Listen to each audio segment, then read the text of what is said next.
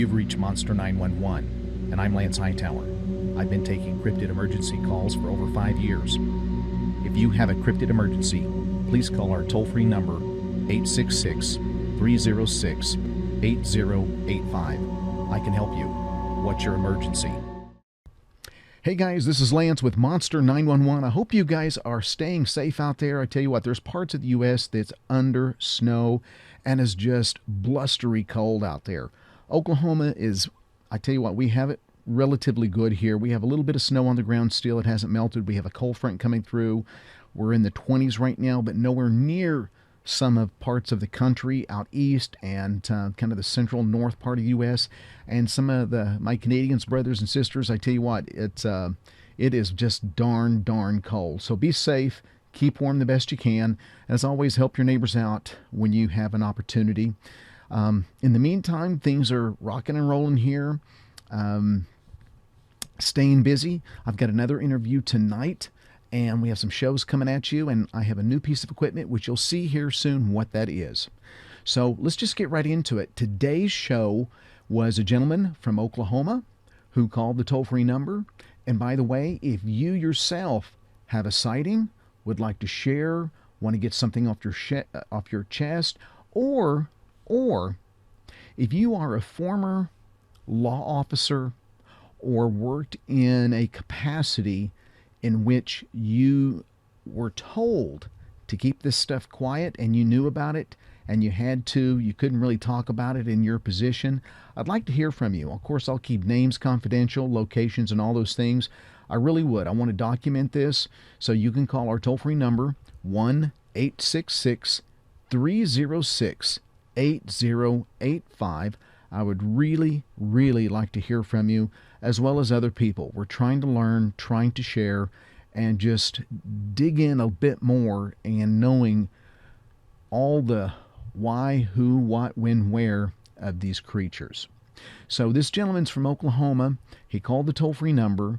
He had a couple things he needed to get off his chest. So let's go there now and see what he had to tell me. Well, I tell you, I haven't been down in your neck of the woods all that often. I've been all over the state, but I know very close to where you're at, there have been people in the past calling me from sightings. Oh yeah. Oh, yeah. Okay. Well, I'm not a very interesting person. I don't reckon. Everybody's Yeah. got a story. I've grown up. I've hunted and fished my whole life, which for this part of the world, that's pretty. You're going to get that out of 75% of the people anyway. But just pretty much spent a lifetime hunting and fishing. Been in the woods my whole life. And I've had quite a few interesting things. Matter of fact, I've even had, I've listened to you enough. I know you hunt over in eastern Oklahoma. I had rocks thrown at me over there. Did you? Yes, I did. Down in McCurtain County? Yes, sir. It come north out of Broken Bow. You know where the are? What they call the. I heard a lot of folks talk about that, but I've never been told exactly where that's at. It's a few miles north, and I say a few. It may be 10, 15. I haven't been down there in a long time. But come north out of Broken Bow and you'll make a right. And as soon as you go down the hill, there's a long concrete slab that crosses the river there. I know where you're talking about. Okay, that's what everyone refers to as the. Okay, because when it rains, you cannot cross it. Exactly. Yeah, and that's like a major spillway when it gets when it rains. But now I know what you're talking about. Yeah, that's. Okay. Back then, we used to camp. We'd go every year. We'd go during muzzleloader season. Not as many people as during rifle season, so we would exactly try to go camping over there at least one weekend. And we always camped in the same spot, which was there's a little creek back up in there. If you go, turn off the highway and you drop back in there to the east, and the road will wind around to the south, and there's a little creek down there that's called Creek. Okay. and it's kind of a slab crossing too, or used to be. My understanding is my boss used to live in, and he still hunts kind of in that general area, and he told me they had redone the bridge since last time I was there. But anyway, Oh, okay. right before you cross the bridge, there was a little turn off in a camping area that was right along the creek, and that's where we always stayed. Um, but we were camped down there, and it was the last. This was the last year I went down there. It has nothing to do with what happened. It just there's a long ways to go, and I very seldom ever killed a deer down there. I usually ended up killing a pig or two, and then I would come home and harvest my deer. Okay. So I just kind of quit going. Yeah. Uh, but anyway, we were set up in that little campsite, and the first day, we just got everything set up, hunted that evening. That night, nothing eventful. Well, the second night, we got up and hunted all day. The second night, we were sitting there, and you're down close to the creek, and there's a ridge that was immediately to the north.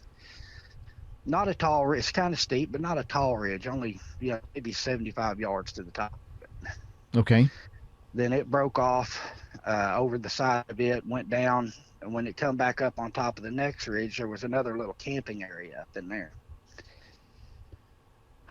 Anyway, we were sitting around the campfire, and my uncle always went with us, and he had already went to the tent and went to bed. And it was just me and a couple of my buddies, and none of us drink.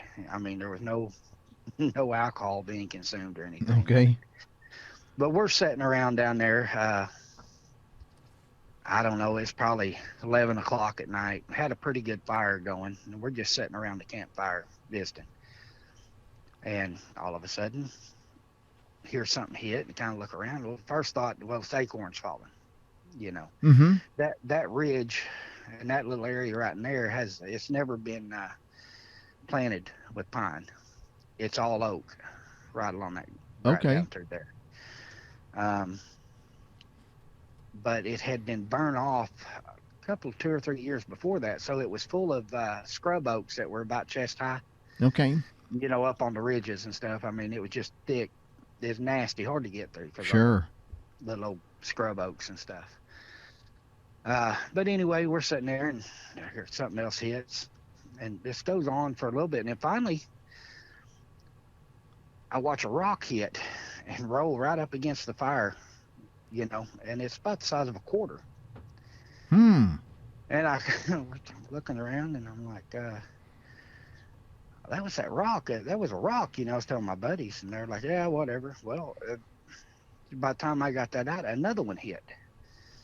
And this one ended up maybe 4 or 5 inches from the one before, and it was about the same size. So now everybody is on board because this one hit while I was trying to explain to them that rock just rolled up there. Right. Um, I got up, didn't make a fuss about it. I just got up. I went to my tent and had a little chargeable handheld spotlight in my tent. And I got it out, and I just walked back over and sat down. And we kept talking. Well, it quit. When I got up and moved and come back, it had quit. Well, 10 or 15 minutes later, here comes another rock, but it came from a different, like farther down the ridge. Hmm. Like it came in at a little different angle Okay. than the other ones. Well, when it did, I just stood up and turned around, and I flipped the spotlight on to shine the ridge.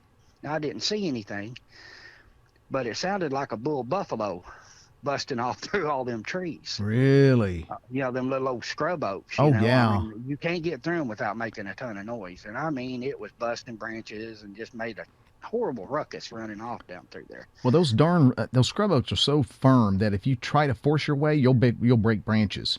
Yeah, I mean, it was noisy. When it ran off, it was noisy. But and that was my experience down there, and the only one I ever had. And I hunted down there for years, and that was the only time we ever had anything that kind of make you think, well, wait a minute, Hmm. Yeah. Wow. So you didn't see anything.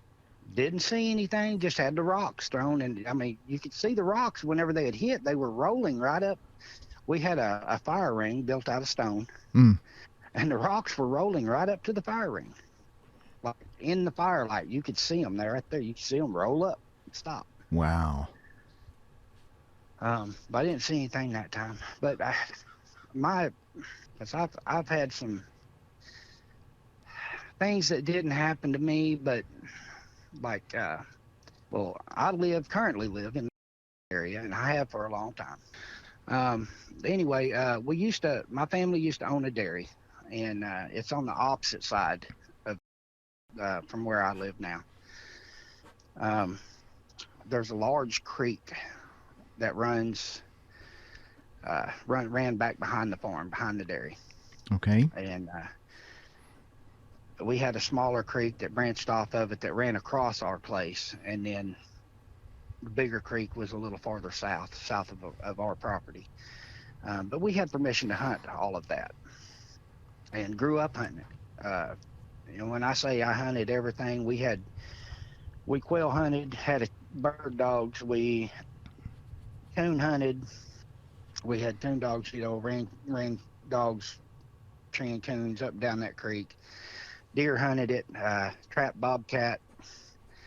I mean, we were always out there in the woods growing up. Well, my dad, one year, we had got up to go deer hunting, and I had a stand on our property that was right on our little creek that ran across our bottom. And he would cross the creek and go farther back to the big creek, and he had a stand back there. Okay. Well, his stand, that the creek's got really steep banks through there, Mm-hmm. and there's only a couple of places where anything can really cross unless they're wanting to jump down 7 or 8 feet, you know. Mm-hmm. And somebody, well, the landowner he'd taken a bulldozer down there, and he had cut a road from pasture to pasture, through the creek, so he could get across there. Okay. Well, my dad's stand was about 75 yards from that because the deer used it all the time. It was the easiest place to get across that creek. Oh, yeah. It's just there's your point. There's where you want to set. Well, his stand he'd hunted that stand for years.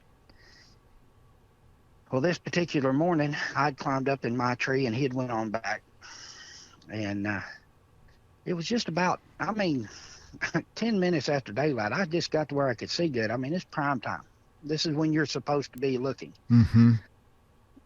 And I look up across the creek, onto the bottom on the other side, and then you can see the timber where the big creek is.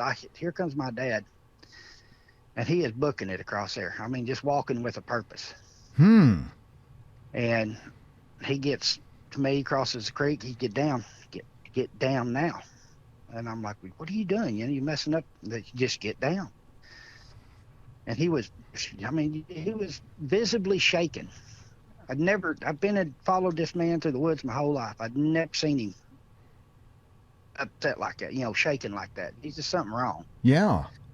I said, well, what's wrong? Get down. Come on, we're going to the house. So we get down, we walk up to the house, and the whole way I'm nagging him, trying to figure out why we ain't hunting, Why would you get down this time of day? And we get up to the house, go inside, and he always sat in our dining room, overlooked the bottom, back behind the house. Okay. And he always sat with his back. If you come in our front door and you'd look through the living room, straight across the dining room table, and then out the back window. Okay. He always sat facing the door on that end, with his back to that window and facing the door. That was his spot at the table. Okay. Well, he come in. Mom was up. She'd had coffee made, and she just wanted to know why. Why are y'all back? Did you kill a deer? And he wouldn't say anything. He just got a cup of coffee. Well, he sat down in her chair on the opposite end of the table, looking out that window. He's a lot like I am. Generally, anywhere I go, I know where the exits are, and I'm always looking at the door. I'd sit with my back to a wall, or Mm-hmm. and to where I can see what's coming and going. Yeah. Well, for whatever reason, he sat opposite end of the table, looking out the window at the bottom with his back to the door, which just wasn't right. That's not his spot. Um, it was 20 or 30 minutes before he finally just opened up, and he's like, "Y'all are gonna think I'm crazy." He said, "I just seen Bigfoot." Okay. Okay, so what? What's going on? And he said, I got up in my stand, 10, 15 minutes before it got light, and he said I could hear something in the creek milling around in the leaves and stuff, Right. and he said it sounded pretty big, but his thought was maybe it was hogs or something. Mm. Um, didn't say anything about smelling anything, but he said just right at daylight, he said this come up the little road that they had cut across the creek, and walked plumb up on flat ground, 75 yards in front of him. Okay. And he said it was, probably 8 foot tall.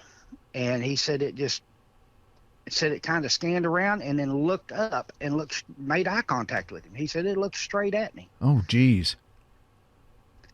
He said he said it just looked up, made eye contact, turned around, and slowly walked back off into the creek and disappeared, down below the banks, and disappeared.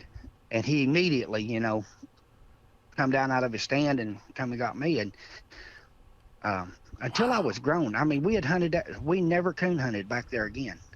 Really? We quit deer hunting the property. Yep. He would, he's like, if you want to hunt down there, that's fine. But our little creek, he's like, you stay on this side of the little creek on the house side. Okay.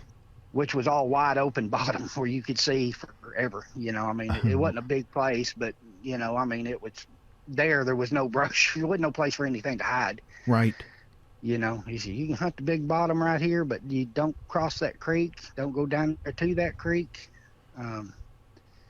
So I mean, I didn't see anything, but he was convinced of what he seen. How old was your dad at that time? He would have been probably late 30s. Okay. I said, this been a while back. Yeah. And he's passed away now, or I'd get more detail from him. He passed away a few years ago. Okay. Well, it obviously shook him up enough to get immediately down out of the tree and just get you. Yeah, he didn't hang out at all. He come straight across that wide open bottom down there and come straight to me. I could, it's wintertime, so there wasn't any leaves on the trees. I could see him coming, and I was like, why is he? Yeah. You're just messing everything up. What's going on? Because that was my thought. He didn't fire anything, nothing like that. No, he didn't shoot. He didn't. He just sat there in awe, and he said the whole thing didn't last 10, 15 seconds.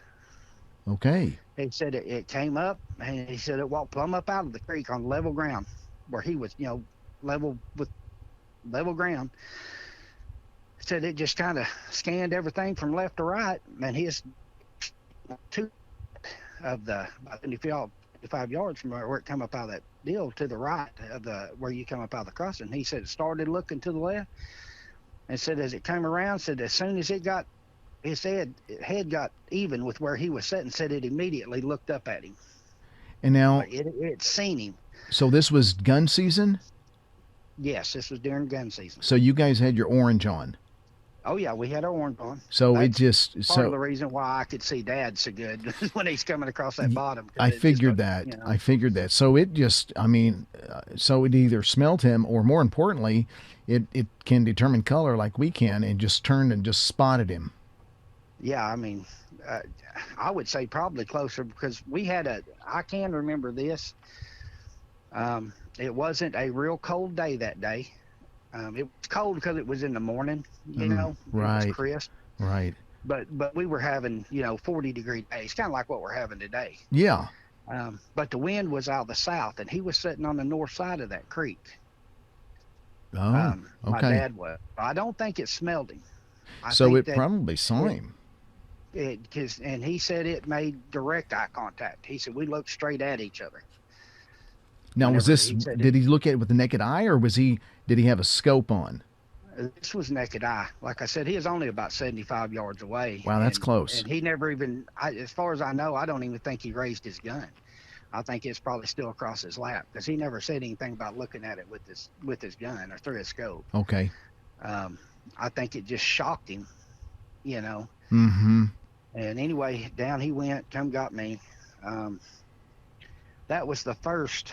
And my dad was, if you had mentioned,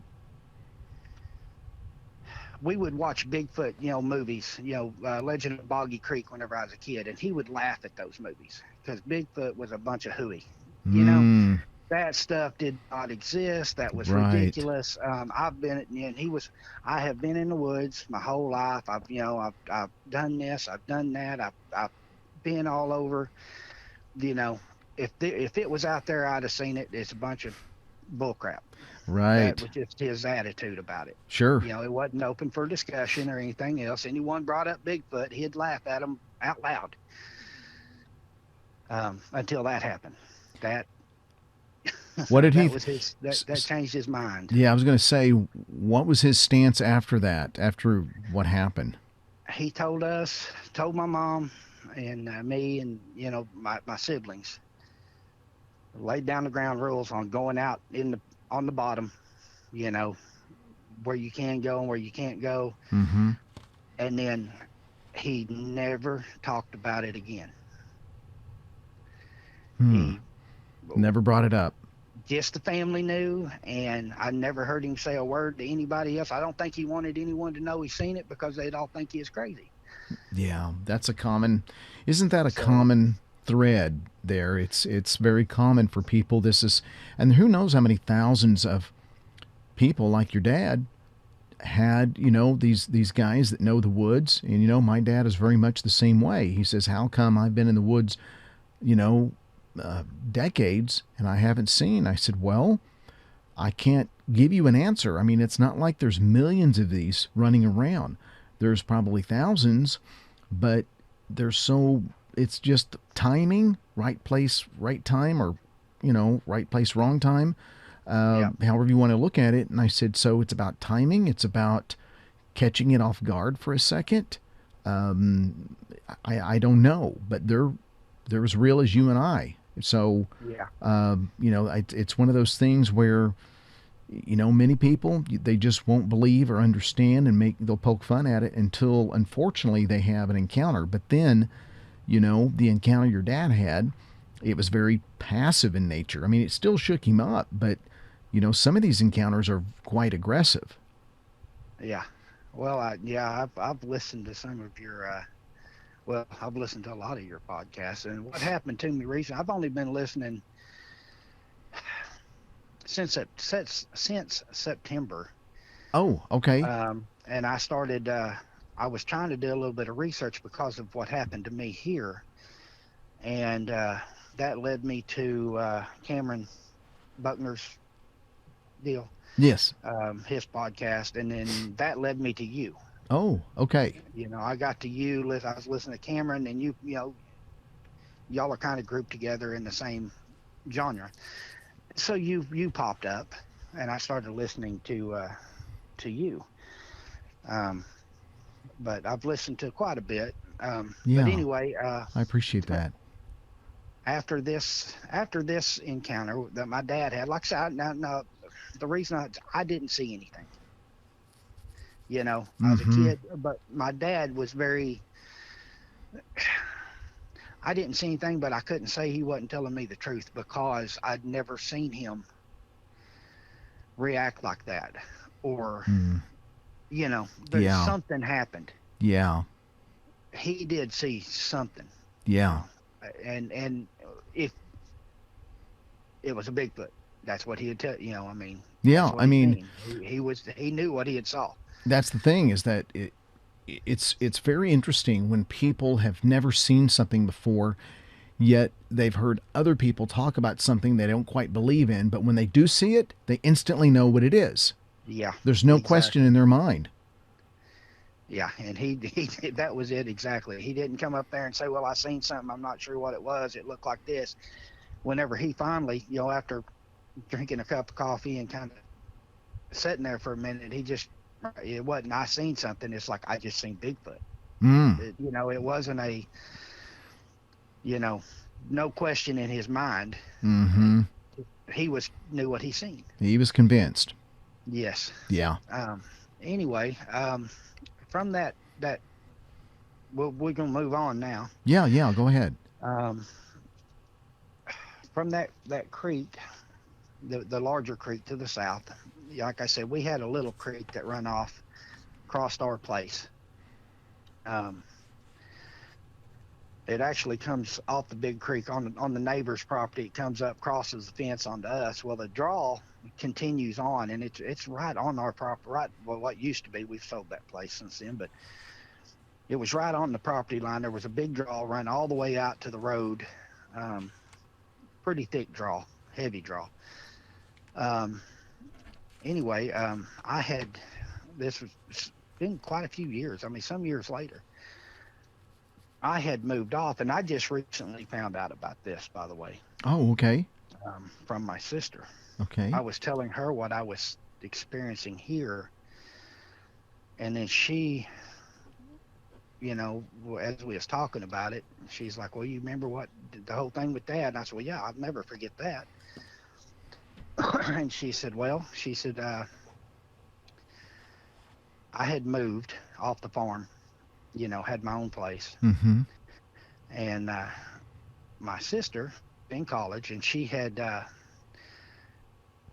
went and bought an old trailer house and moved it in out on the farm, Oh, okay. and it's at the driveway to the farm's about a quarter of a mile long, and there's said it. We have a house up by the road. I had a house up by the road, and the main house, which is mom and dad's, and she had set this old trailer kind of in the middle of halfway up the driveway. Okay. And right, like I said, right across the woods is just solid timber, big draw. Mm. Well, she had got a roommate, a friend of hers that she had known for years, and it was another girl, and they were living there together. Had been for about a year, and all of a sudden, one night they got just like knocking on the side of the house on that old trailer house, Mm. pretty loud knocking, and they get up, they flip on the light, outside light, and there's nothing out there. They don't see anything. Well, this goes on for a couple of days, and then finally my sister is standing in the kitchen. She's actually going to the kitchen to get a drink of water, and she hadn't got to the light yet, and she hears a knock, and it's on the wall where the kitchen is at in this old trailer house. Oh. So she just walks over and looks out the window. Well, she looks out the window, crossing the driveway right in front of the trailer house. She said, "I didn't see its face, but she said this thing was probably 8, 9 foot tall, 4 foot at the shoulders." Wow. And she said it stepped over that 5-wire fence. She said it didn't grab it, push it down. She said it just stepped over it, over that 5-wire fence, like just Wow. strided it, Yeah. and walked off into the trees. Jesus. So the next morning, she goes down, she gets my dad, tells him what happened. He comes up, kind of looks around, and just, "Don't tell anybody what you seen. You didn't see anything. Just forget about it. Just leave it alone." And I think that goes back to him not ever talking about what he's seen except for to us, Sure. Absolutely. Absolutely. Well, her roommate was a Native American girl, and uh, her family, all of them are really big into the spiritual side of Mm-hmm. the Native American community. Sure. As a lot of people are, a lot of them are. Absolutely. Well, she calls her dad. Her dad comes out, makes a couple of trips around the trailer, uh, comes in, and and I don't know how to say this, but anyway, the first question are either one of y'all on your menstrual cycle?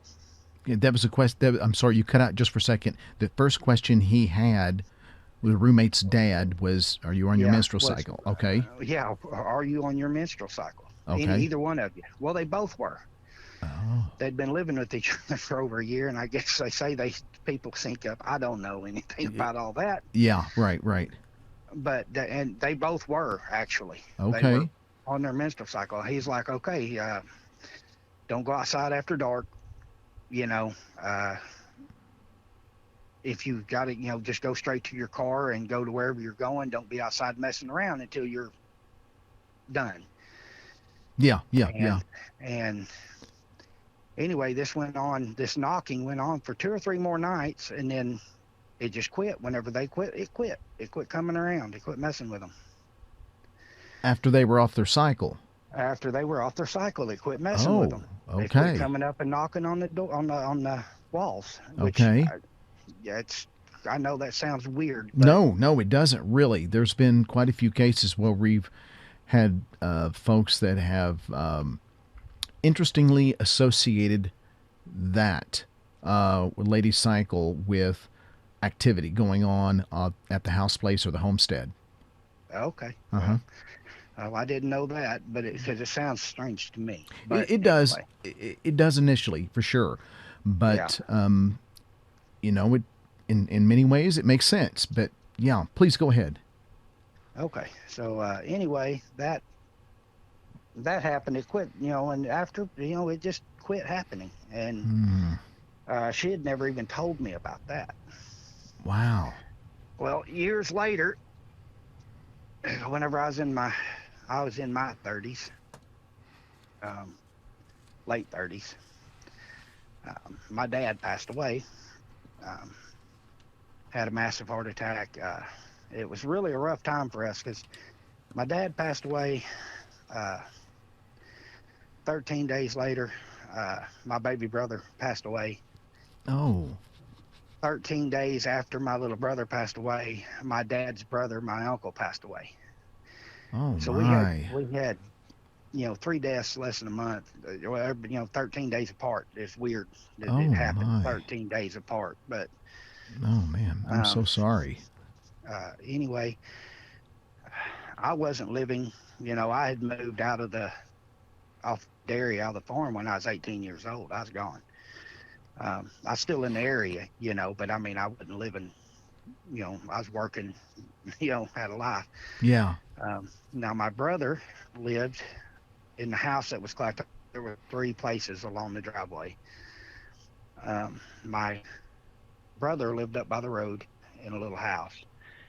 My sister had sold that trailer house and they bought an old house, um, and had it hauled in, and set up. And it's an older home, but they were going to tear it down, and they went up there and bought it for next to nothing, and then started, had it moved out there and started fixing it up. Okay.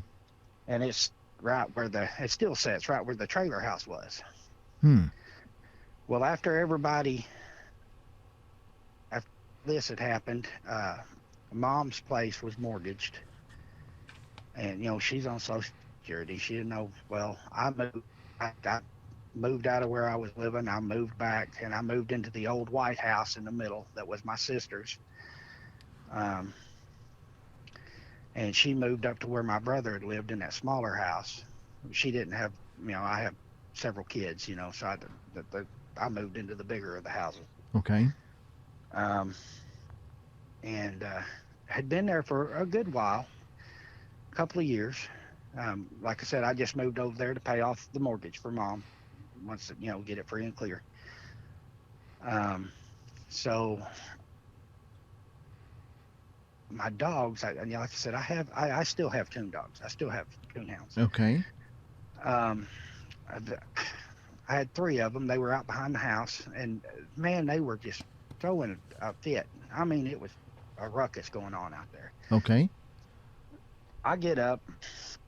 It's about 11:30, 12 o'clock at night. I don't know. I was already asleep. They woke me up, and I got up, threw my shoes on, and grabbed my pistol. As my thoughts were, um, well, I had a chicken coop back there, and I thought something maybe was in the chicken coop. Oh, yeah. That'd be You know, very I'm common. I'm gonna go. It's country living. That's right. So I grab my gun, I walk out on the patio on the back of the house, and by the time I had got my shoes on, everything had went just silent. No dogs. I mean, it was just they had got quiet. Hmm. I thought, well, I'm gonna go out and check the chicken coop anyway, you know. So I go out, get out on the back deck, and the dogs, who normally these are hunting dogs, when they see a light at night and me carrying a gun, they think it's time to go hunting. They're at the ends of their chains, throwing a fit, ready to get put in the truck. Okay. Well, I come out and none of the dogs even come out of their dog houses to look at me. Hmm. And so I walked over, I looked at the coop, and I walked back over to where the dogs were, and I'm like, hey guys, what's going on? And they just barely poked their head out and just kind of slink back in. It wouldn't even come out for me to pet them. Strange. And that's what I thought. So, well, that's weird. Um, so I walked back around. Just as I'm getting back up on the deck, across the road from the house to the east, which is just across the driveway, that big draw that runs up through there, there's a pond. Um, I'm at the back of my house. It's a pond across the road there, just north of my front door. It sits up in there about 50 yards. Okay. Well, I get on the deck and I hear your classic, what you hear about the knocks, Hmm. big wood knocks. Yeah. Yeah. You And heard. they were coming from over toward that pond. I mean, they were coming from across the road, but over toward that pond. Okay. And I turned around, walked back off the deck, and I stood there at the corner of the house, and it sounded like something shaking trees. Oh. I mean, you could hear limbs whipping and thrashing. How far away was this? 50 yards. Sorry. How much? How far? 50, maybe 60 yards. I mean, Oh. just right across the driveway and a little bit up there to the north. And I can hear these limbs, but this is a big draw, and I can't see anything moving. I've got a security light over here, but I'm not able to see off down into the woods down in there where it's doing it. Well, it shook around a bit, and it got quiet, and then I heard the 3 knocks again. It started shaking, and I went in the house, and I walked through the house, and I walked out on the front porch, because the front porch is closer to where that's happening. Okay. And I just stood on the front porch, and I stood out there, and I listened to this for probably 45 minutes. Oh, that's a long time. Just thrashing. I mean, sound like something trying to tear the woods up. Just limbs, like someone's grabbing or something, grabbing a sapling and just whipping it back and forth. Oh. And then it would stop, and there would be knocks. And then I would hear the limb thrashing again, or limbs thrashing, and saplings being shook all over, and then knocks. And I stood out there for a long time listening to this. And it never crossed my mind that to even associate it with Bigfoot or anything else. Really? The whole time I sat out there and listened to it. Right. It was all I could think was, what in the world is making all that ruckus? It never crossed my mind that it would be, that might be what it was. So you didn't go take a look and investigate? No, I didn't walk across that driveway, because whatever it was, I could tell it had to be huge because of the ruckus it was making. Okay. And, I wasn't going to walk off down in there. One, it's not my property, but okay. even if it had been, it was on the neighbor's place across the road. Even if it had been, I don't know that I would have ventured off in there by myself. Sure. Right. Maybe if I had a couple of buddies with me or something for some backup, maybe. But, because I didn't know what it was, and I just couldn't wrap my mind around what it might be. And it never crossed my mind that it could possibly be a Sasquatch or a Bigfoot. Wow. Well, it quit. I sat out there another 5-10 minutes, and when it quit, it quit. I mean, it was just silent. There would, when I say silent, I'm talking no frogs chirping at the pond, no no crickets. No, I mean, it was just still. Yeah. Which is common, What? which is a very common um, situation that a lot of people, we've had it as well. Yeah, Just everything stops and it's just deadly quiet. yeah. And I mean, I mean, and after about 10 minutes, I went inside. I went to bed. And to be honest with you, I didn't even think about it the next day or the day after. It never even, I Hmm. mean, I just it just never really crossed my mind again. You know, Yeah. um, Yeah. Wow. That's until interesting. until about 2 weeks later. 2 weeks later, I got up. It was on a weekend, and this had all happened on it was on a Thursday night. All right. All the knocks and the tree shaking and all that I heard was on a Thursday night. Um, I was at my mom's a couple of 2 weeks later, 2 weekends later. It was on a weekend, and I was down there. I got down there early. We had goats, and we milk goats that we milked. And on weekends, I milked them in the evenings, and then on the weekends, I'd go down and milk them morning and evening. But anyway, I was down there milked the goats, and I'd come inside. I was sitting at the table drinking a cup of coffee with my mom, and my sister comes through the door. Now, this is the same sister that had the knocks Hmm. on the trailer house. Okay. She comes in the door, and she closed the door. She turned around. She had this funny look on her face, and she's like, "I know y'all think I'm crazy, and I know y'all thought my dad was crazy, which we didn't. But I mean, she was just, I don't know. She's just kind of a weird situation." Yeah. But then she said, "I know what I saw. I've been sitting on this for a couple of weeks, and I know what I saw." Okay. So, okay, what did you see? Me and mom kind of looked at each other like, well, where's this going? Right. Um, and she's like, "A couple of weeks ago, I seen Bigfoot." Okay. And okay, tell us the story. We need to get the information here. Yeah, absolutely. Well, the driveway. She was staying at the house up closest to the road. She was walking uh, down the driveway during the week. I have to be at work early. And so my mom and my sister were milking the goats in the mornings. I'd milk them in the evenings. Weekends, I'd do both. But uh, she was coming down, and it was just after daylight, and she was coming down to help mom with the milking. And she had this little poodle, and this little poodle got between her feet and was just bristling up and growling and yipping. Hmm. And she couldn't figure out why it was so upset. It's like it was tripping her up because it was like right between her feet and wouldn't get away from her. I mean, he was just Okay. like cuddled to her.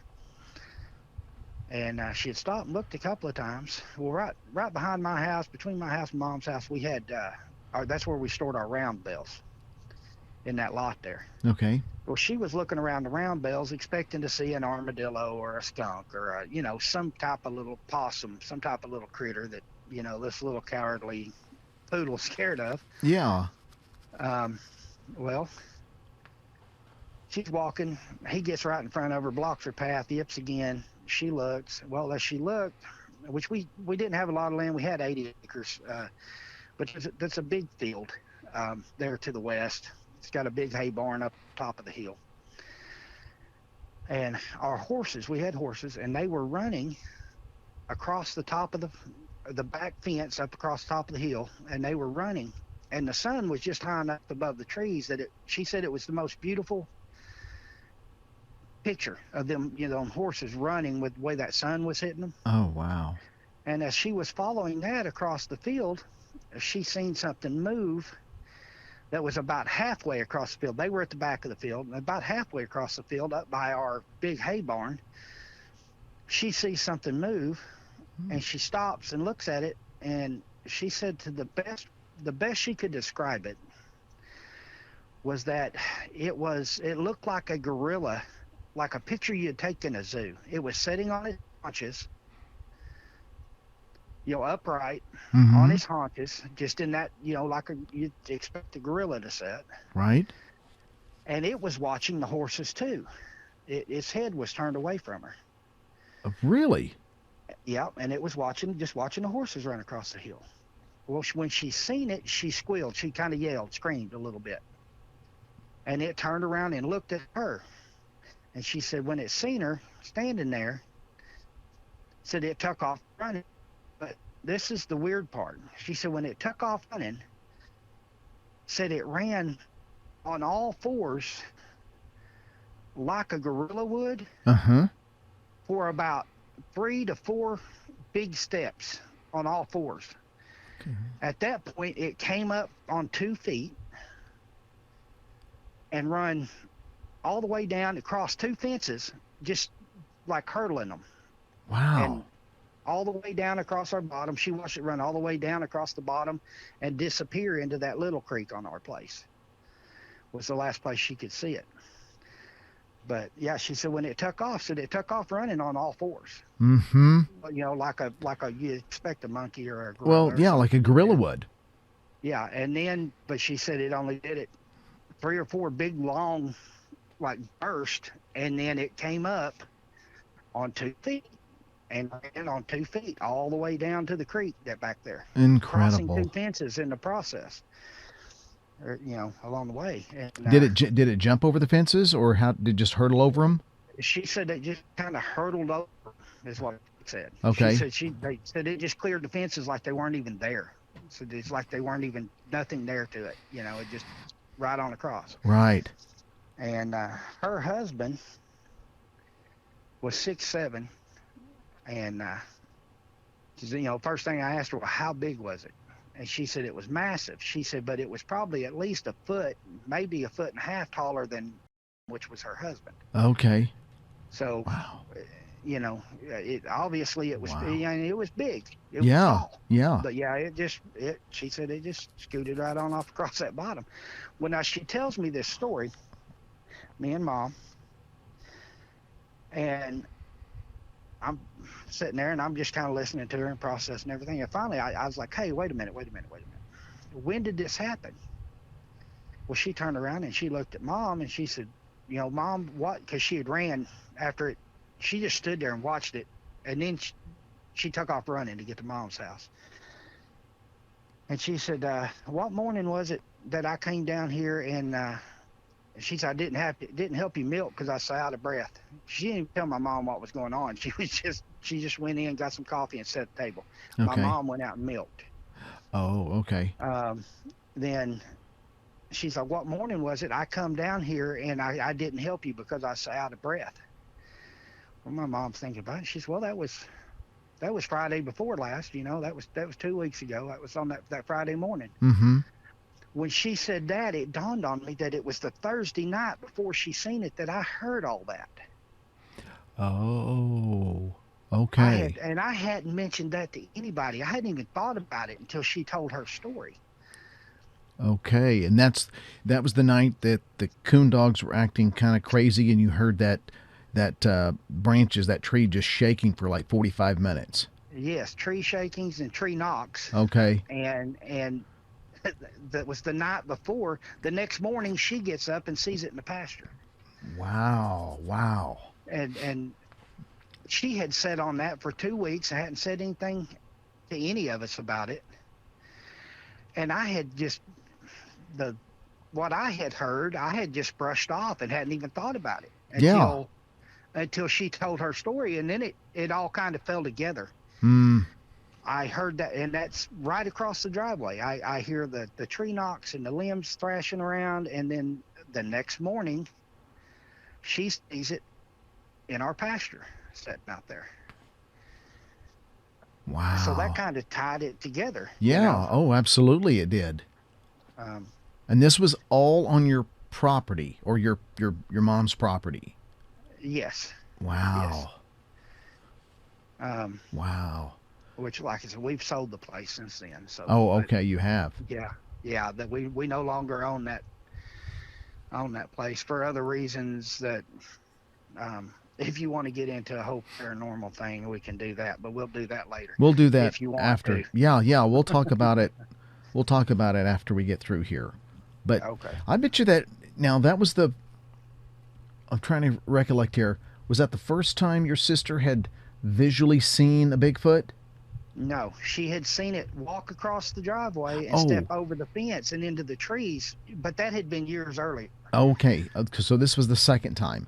And that's one that I didn't even know about. Oh, The okay. one where she seen it walk across the driveway. Yes. I literally found out about that like 3 weeks ago, Oh. because then that happened years and years ago, and she had never. Dad told her don't tell anybody. She had never told a soul. Um, Hmm. And until she I was didn't telling well her what. she didn't Go even ahead. tell you. I mean, was it just you and your sister, or were there other siblings? It's me. There's three of us. Okay. Me, my sister, my little brother. As far as I know, my little brother never knew about it either. Okay. Um, I don't think she was telling me about it. Actually, at Thanksgiving is when I learned about this, and she was telling me that. And my mom, I don't think my mom knew either. She had literally just talked to Dad about it, and Dad told her, "Don't say a word to anybody. Don't talk Hmm. about this." Okay. But anyway, um, we've moved out of that deal there. But I actually just moved to the other side of that. That is north and east of. I'm or south and west of now. Okay. Been in this house for. I bought it 8 years ago, and love it out here. It's quiet. There's not a Oh lot of yeah. neighbors that are very close. I mean, I've got a few that are, but they're all you know off a ways. Yeah. Yeah. Um, so anyway, September. It was either third or fourth. I can get you pretty close of That this year. of this year. Okay. Yes, I've lived here for 8 years. I've never had anything happen. Okay. As far as that. Um, we had been on vacation. We went to Tennessee, spent like 6 days in Tennessee, and then 3 days in Kentucky, and then we just drove home. We got home about midnight, and I can't remember whether it was the third or fourth. I want to say it was the third, but it might not have been. It could have Hmm. been the fourth. I guess a day doesn't make that much difference anyway. But Right. anyway, I we got home at midnight. I carried our luggage in. Um, the wife had driven 90% of the way, napped quite a bit in the car. Um, so I came in.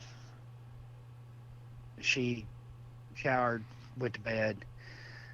Um, I had walked outside, and it was around 1 o'clock in the morning. We'd been home about an hour, Okay. and I had a set a lawn chair up off the east side of my carport, facing north, and I'm just sitting out there looking. It's a beautiful night. I was looking at the stars. Hmm. Now we had a moon that night, but I can tell you this: the moon didn't come up until probably 1:15. Hmm. And the reason I can tell you that is because it was so dark outside, Hmm. because the moon hadn't risen yet. Okay. I was still out there when the moon came up, and it illuminated everything pretty good. Okay. But on the north side of my house, I have a security light. Out past the security light, there's a cluster of trees. This September, there's leaves on all the trees. Right. And there's a portion, which where I live at now, I only have 5 acres here. I've just got a little bitty 5 acre spot with my house on it. Um, and I mow on the north side. I mow all the way up to the property line and down, and that is back behind these clusters of trees. Well, you can't see into that at night, Mm-hmm. because the security light where it sits, it's all shadow. I can Ah. see. You can see if you look a little bit to the west, it's lit up, but because of those trees, that section is just pitch black. Okay. In fact, through those shadows. If you can kind of picture what I'm thinking, what I'm Yeah, seeing yeah. here. There's no light getting back there. It's just dark. Hmm. And I have uh, I have a ton of deer here. I've been feeding them for 8 years. I go out with a bucket. I shake the bucket. I yell for them. They come running up to the yard. Oh, They stand in the yard while I throw corn. Um, I can drop corn on the ground, take 3 steps. There'll be a deer eating it behind me. wow. And I feed a lot of deer here. The other night, postman was had to make like 3 trips to get everything delivered for his route, and it was his last route or his last trip that night, and it was right at dark. I had just fed the deer, got in the house, and he pulled up in the driveway, and I went back out to talk to him, and he's like, I just counted 30 does and yearlings standing right there, and they were still there eating. Good He said, I night. sat here and counted them. That's the kind of, I fed them for 8 years. Even these old does out here, they Wow. had spots on them when they first got introduced to me, and I was feeding Yeah. them. So they're not scared of me. They're not jumpy. Um, but anyway, I'm sitting there and just kind of looking up at stars, and then I notice 3 does come out of that shadowy area. Now I did not see them walk through it. It's so dark in there that Mm-hmm. until they stepped out of the shadows into where the security light could hit, I didn't see them. Well, they walked out. They're grazing out there and picking up, probably looking for corn that they missed, maybe, because that's where they were at. It's where I always feed them. Yeah, right. And anyway, they were out there picking around, and been out there about 10, 15 minutes. And I look over and I see something coming through that dark, which makes no sense because those 3 deer just walked through it, and I never seen them until they got into the light. Well, Okay. this was white or gray, Oh. and it was light enough colored. I couldn't make out any detail, but I could see it coming through there, Okay. Okay. and it wasn't going real fast, but it was behind all those trees, and I could just catch glimpses of it as it was going through this light color as it was going behind these trees and stuff. Okay. And anyway, when it stopped where I couldn't see it, and I'm fixated on that spot because I'm like, well, first thought, well, there's another deer, and then I was like, no, wait, it can't be a deer. I didn't see them other ones unless it's an albino or something. Right. Right. So I'm fixated on that spot. Well, all of a sudden, all 3 does at the exact same moment, they all throw their heads up, look back over their shoulder, blow, and I'm talking, they may still be running today. I Wow. mean, they left. Well, when they left, whatever this was, run out from behind those trees, right out in front of me, and this is at 50 yards. Oh. Wow.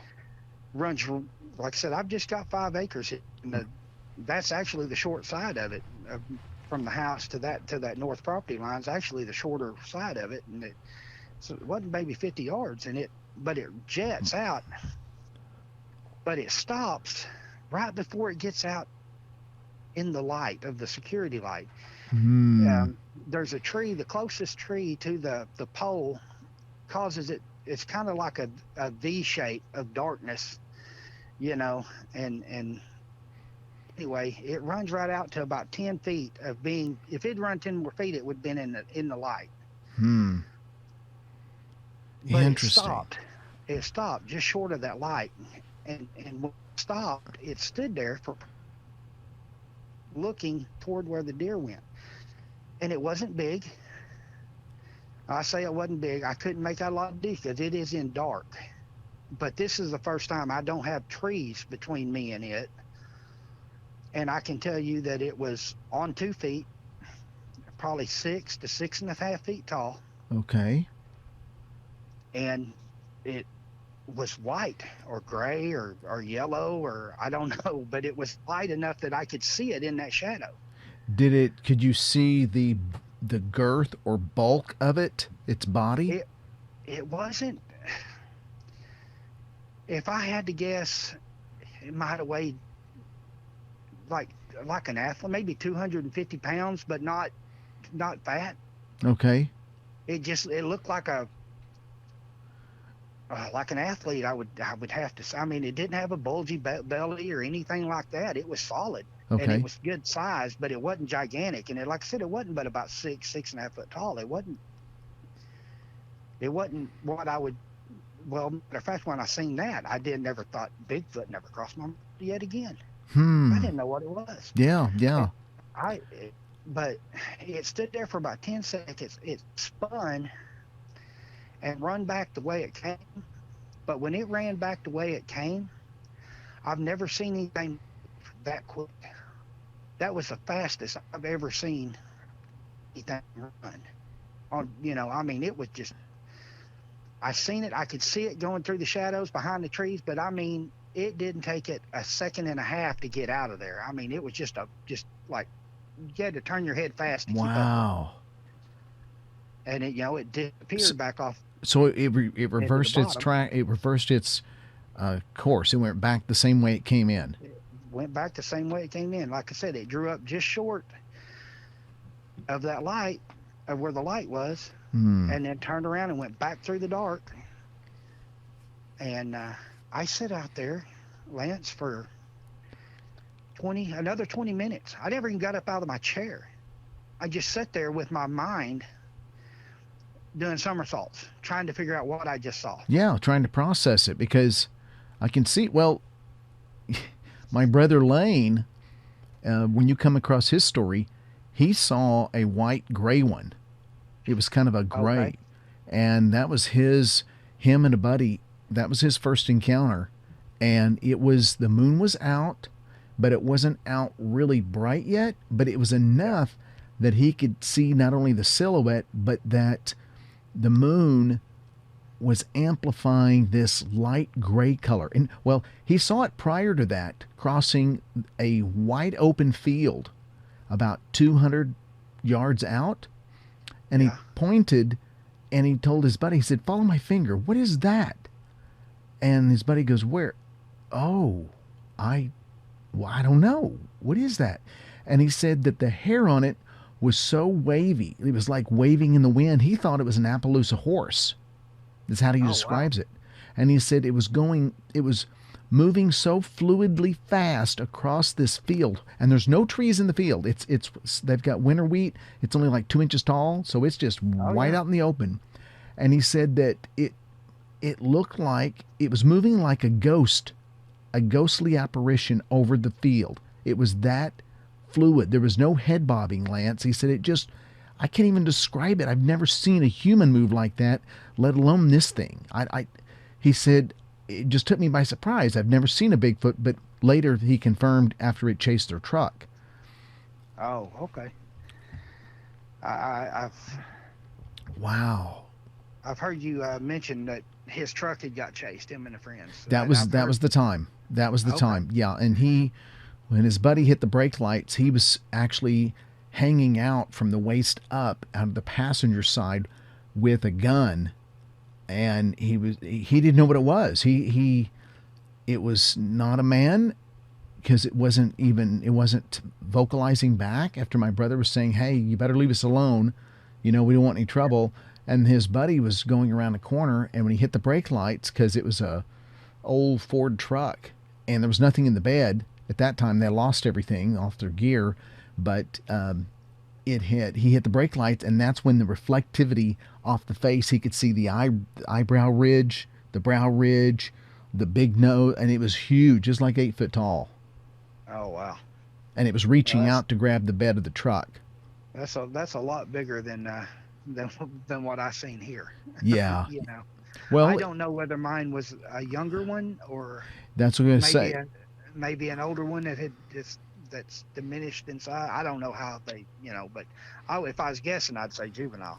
Yeah, it very well could be, and we associate gray and white to age, but it's possible that just could be hereditary um, in the genetics that makes it this gray white color. It doesn't have to be old. I mean, necessarily. Oh yeah, yeah. So They, that's interesting. Well, what's interesting is that the deer, I mean, it happens, I guess. I mean, deer are just so attentive, to yeah, smells, movement, everything.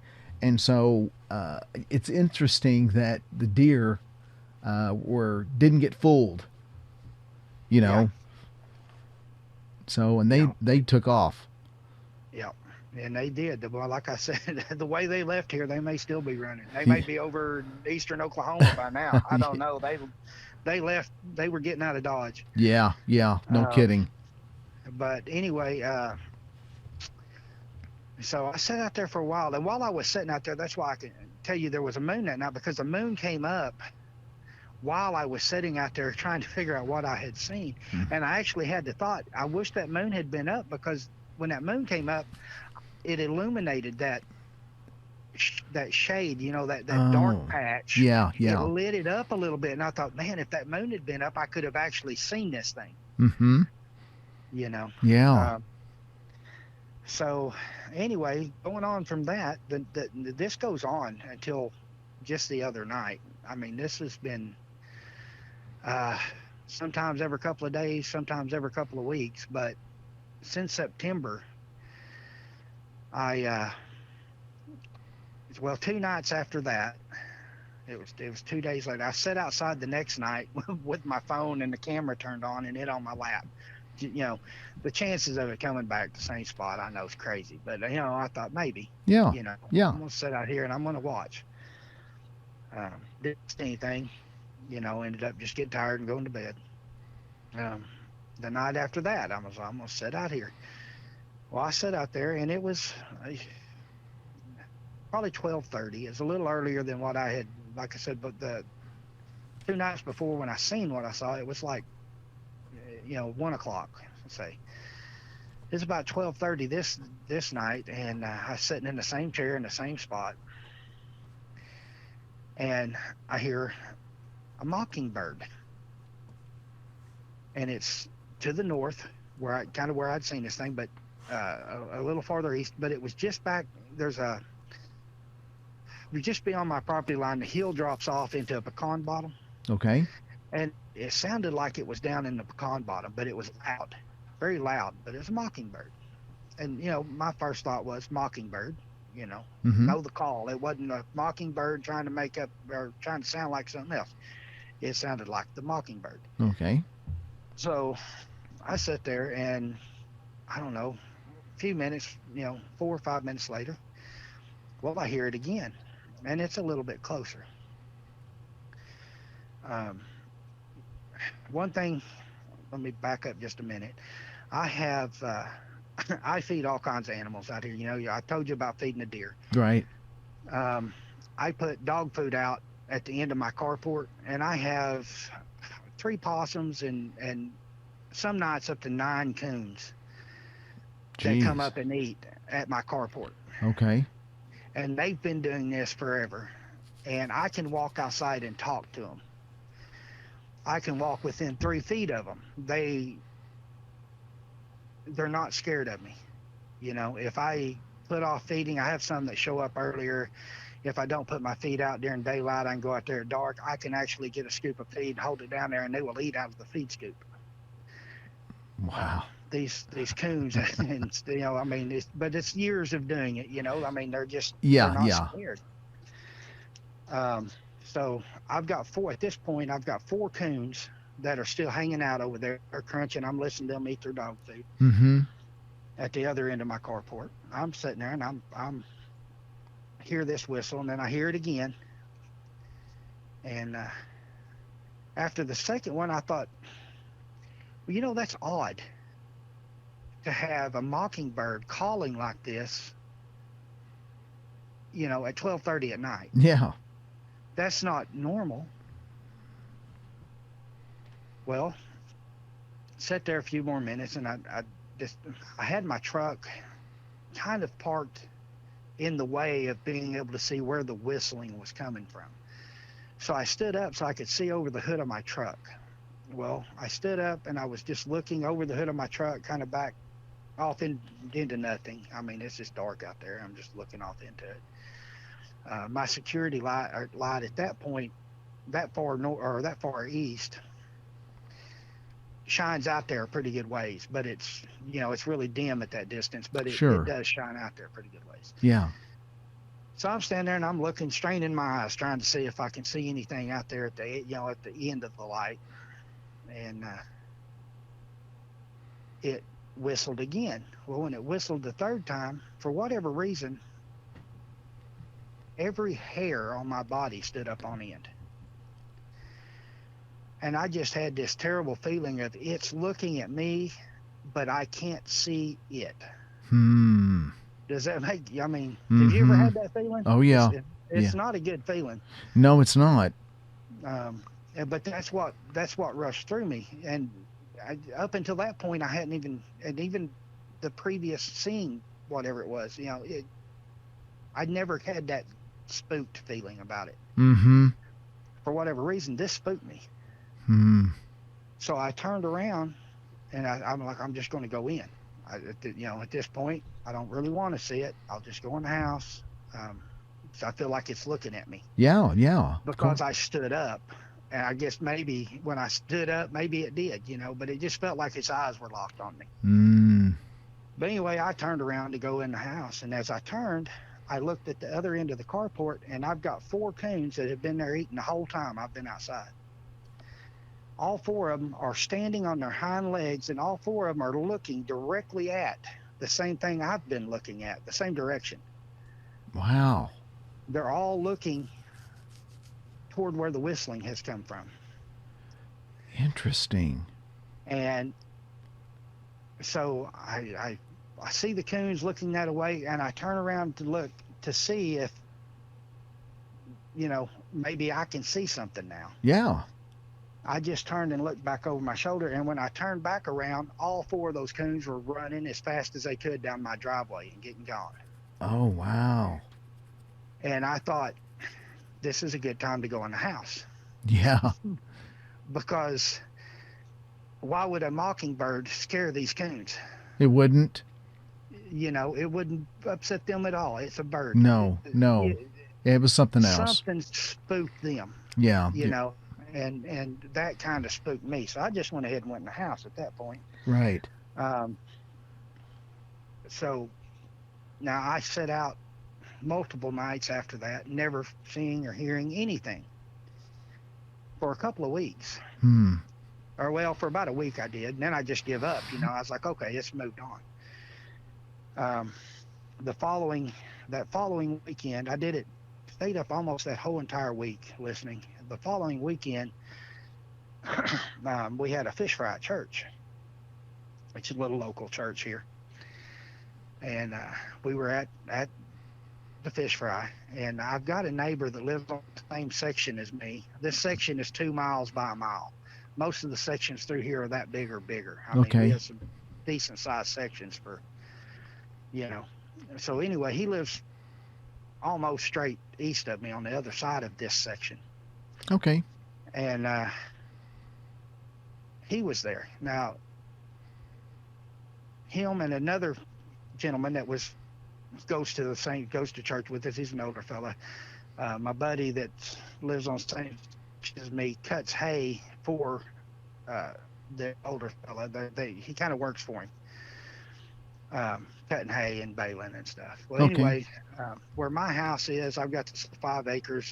There's 75 acres around me that they cut and bale, and they had just cut and baled it about 2 or 3 weeks prior to all this starting.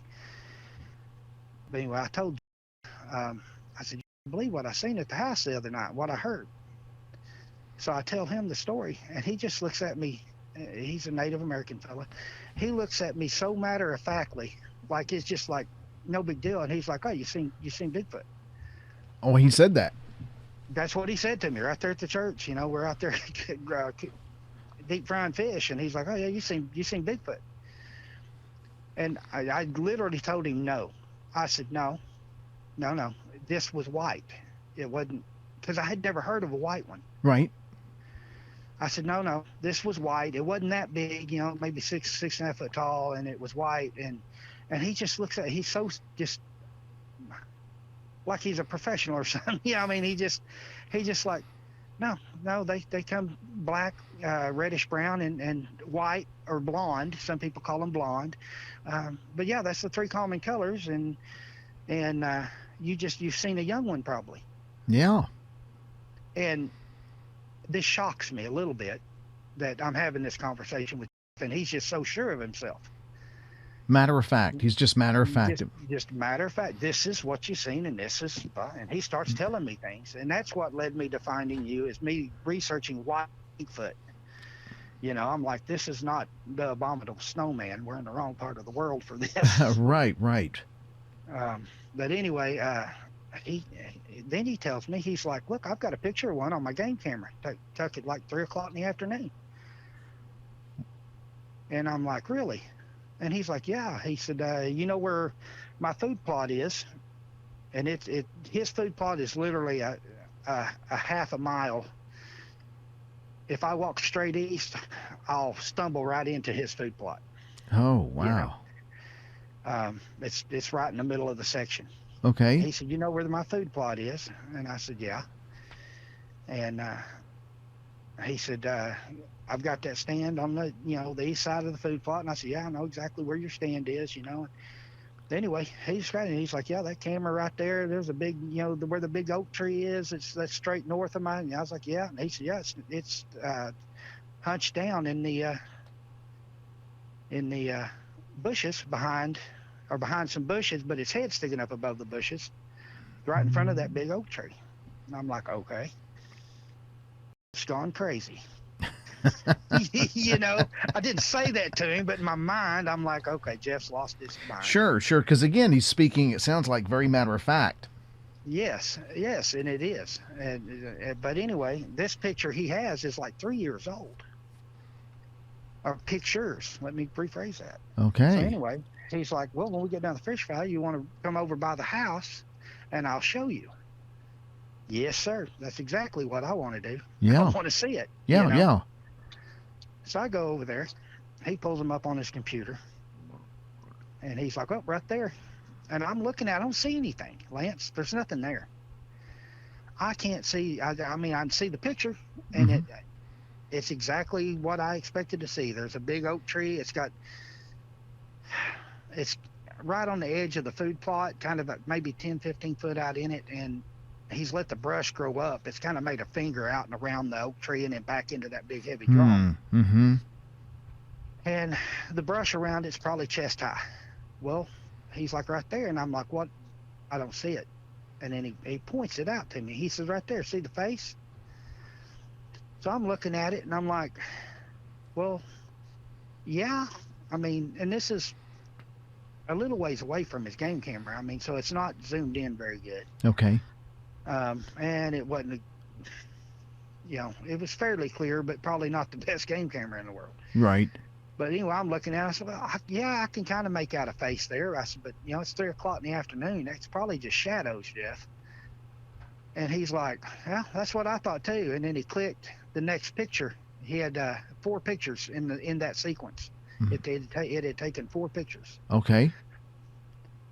So he clicks the next picture, and the head is actually turned to like maybe a 15-20 degree angle. Okay. So it's no longer looking at me. Now I'm seeing its head is turned. This face is no longer looking at me. I'm looking at it from the side. Oh, okay. The third picture is a full on, it had turned 90 degrees, and you're looking at the ear. You can make out an ear, kind of, or say ear. This thing was almost bark colored.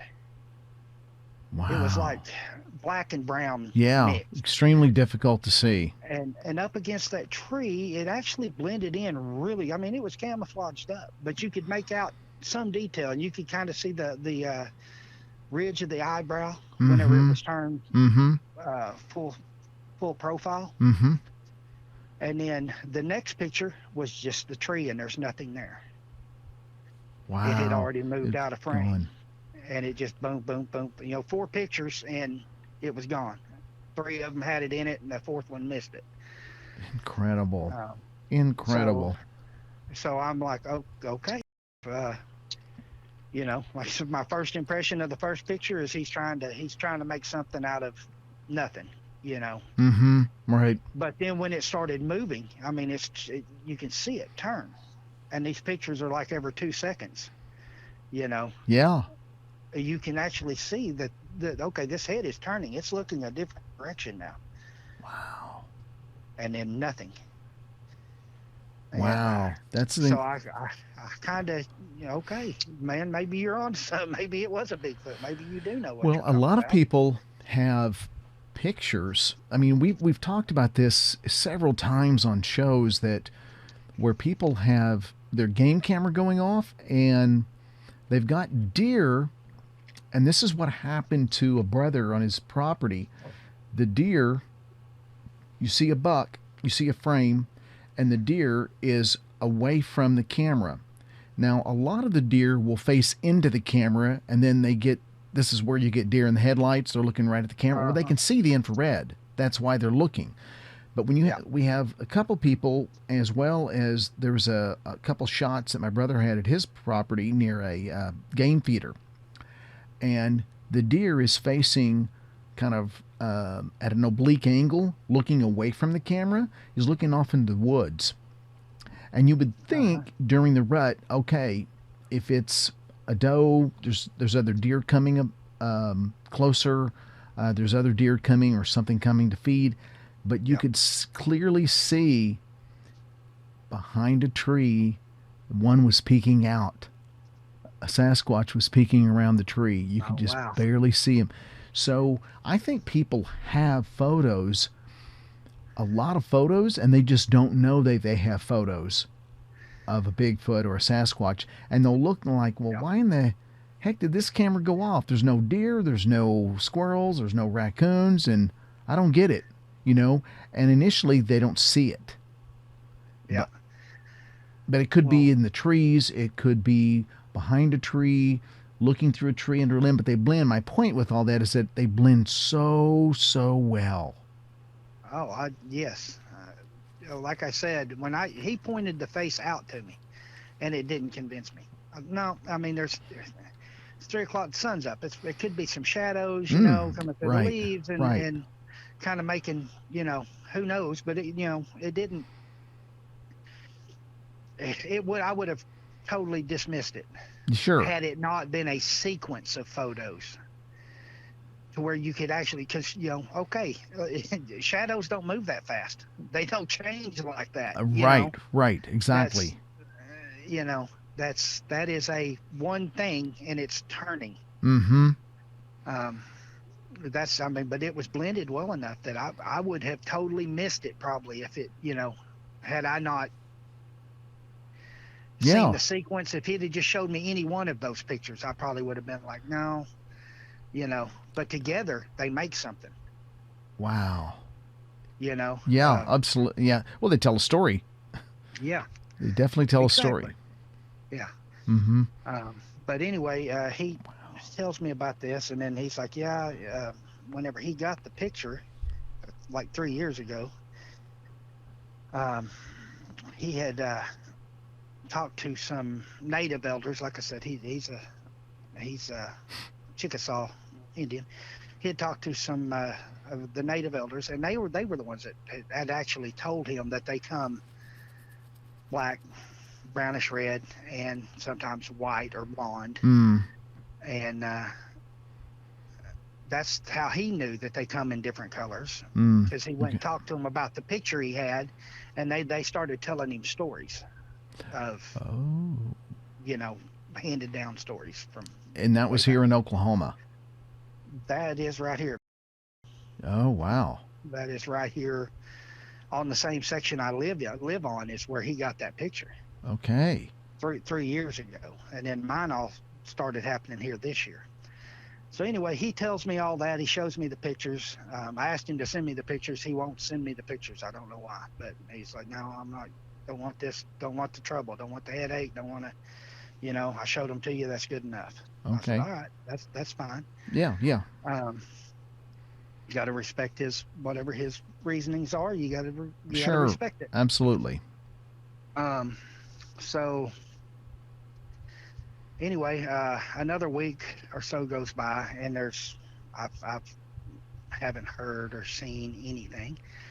I really had kind of quit looking. Um, but one other thing that he shared with me, he told me, he said, give them a couple of months and they'll leave you alone. They won't be here anymore. I said, okay. And now his theory, and this theory is not his. This is what he got from talking to the elders and some of the other tribe members about this, is Okay. that these things travel the river, which is north of us, 20 miles or so. Or they're probably not even that far. But anyway, Well, it's interesting because, Oklahoma has lots of rivers. hmm And where you're at, there was the major river to the north, the major river to the south, and you have some smaller rivers to the east. yeah, And I mean, you're kind of surrounded. There's no towns hardly in Oklahoma that's not surrounded by some level. But it's we've had a lot of experiences on those north and south. yeah. So anyway, they believe that they travel that. Now, what's interesting is north of this creek that run behind our dairy, Mm, it is the biggest creek in the area. Creek. yes. It hits just north of there. It actually flows into the Oh, it does.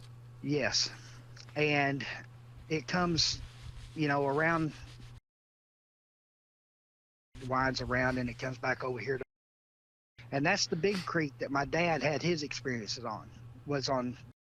Um, Now from there, if you follow that creek, it Yes. is less. It's less than a half a mile west of my house. It runs right through and right past my house. And I'm having experiences here now. It's like that creek is the center of the activity. Like maybe Yeah. Yeah. and believes they come up the, and then they take these branch creeks. They'll travel up them so far and hunt, gather, whatever it is they do. Mm-hmm. And then move back out. And he's like, oh yeah, they'll be gone in a couple of months. They'll be gone because they'll move on. Yeah. And sometimes it seems like some of these landowners will say it's cyclic, where they'll say, I've got one now. We're going to here really quick here in January, February. We're going to go. It's here in Oklahoma, and it's actually down your way. Oh yeah. And we're going to go there. And he said about every 3 years, they have things going on his mom's property. And there's a And big river bottom down in that bottom. And he said, and they actually had um, a close visual. yeah. He goes investigating at night, and he was down there, and he took a field investigator with him of a well-known Bigfoot organization, and this creature jumped out of a tree, and it was about the same height they were, but it had the hair on it. It was covered in hair, but not so much by the body hair. It was covered the hair coming off its head. It looked like Cousin It Oh wow. off the Addams Family. Yeah, and it landed with its back toward them, and then it stood up and it rotated at the hips, and it just looked, and it had dark eyes, and then it jumped up on this riverbank, which is about, he said about 4 to 6 feet. It jumped up from a sandy, mucky bottom, Oh and wow. and then That takes it's some strength. oh yeah, and then it went. It was running on two, and then eventually started. It went down to all four, and was running off into the timber. Wow. And it freaked the field investigator out so bad, he just took off, started running back to the truck, and he told the guy, he goes, "Now if we see something, don't run," and he did. And Yeah. so, anyway, yeah, those bottoms are highways, and so Yeah. especially the little creeks, those little tributaries. Yeah. And I just, whenever you said that, I found it quite funny because you said every 3 years. Well, this is he had that picture on this section 3 years ago. Really? Yeah, the pictures that he took were 3 years ago this year. So this is the third year, and I'm seeing Hmm. stuff here on the same section line. I mean, we live Yeah. within a mile of each other on the same section. So Hmm. whenever you said that it happens about every 3 years, wherever you're talking about, I thought, well, that's kind of funny because it's been 3 years. Yeah, and see that this guy that I'm going to go down is around your way.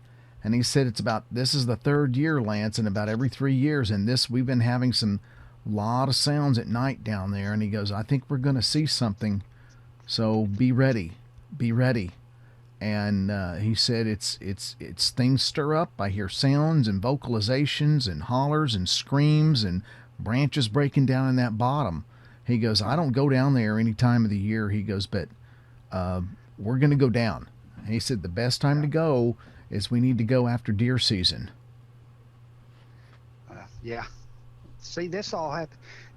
Picture that he took was 2 weeks before bow season.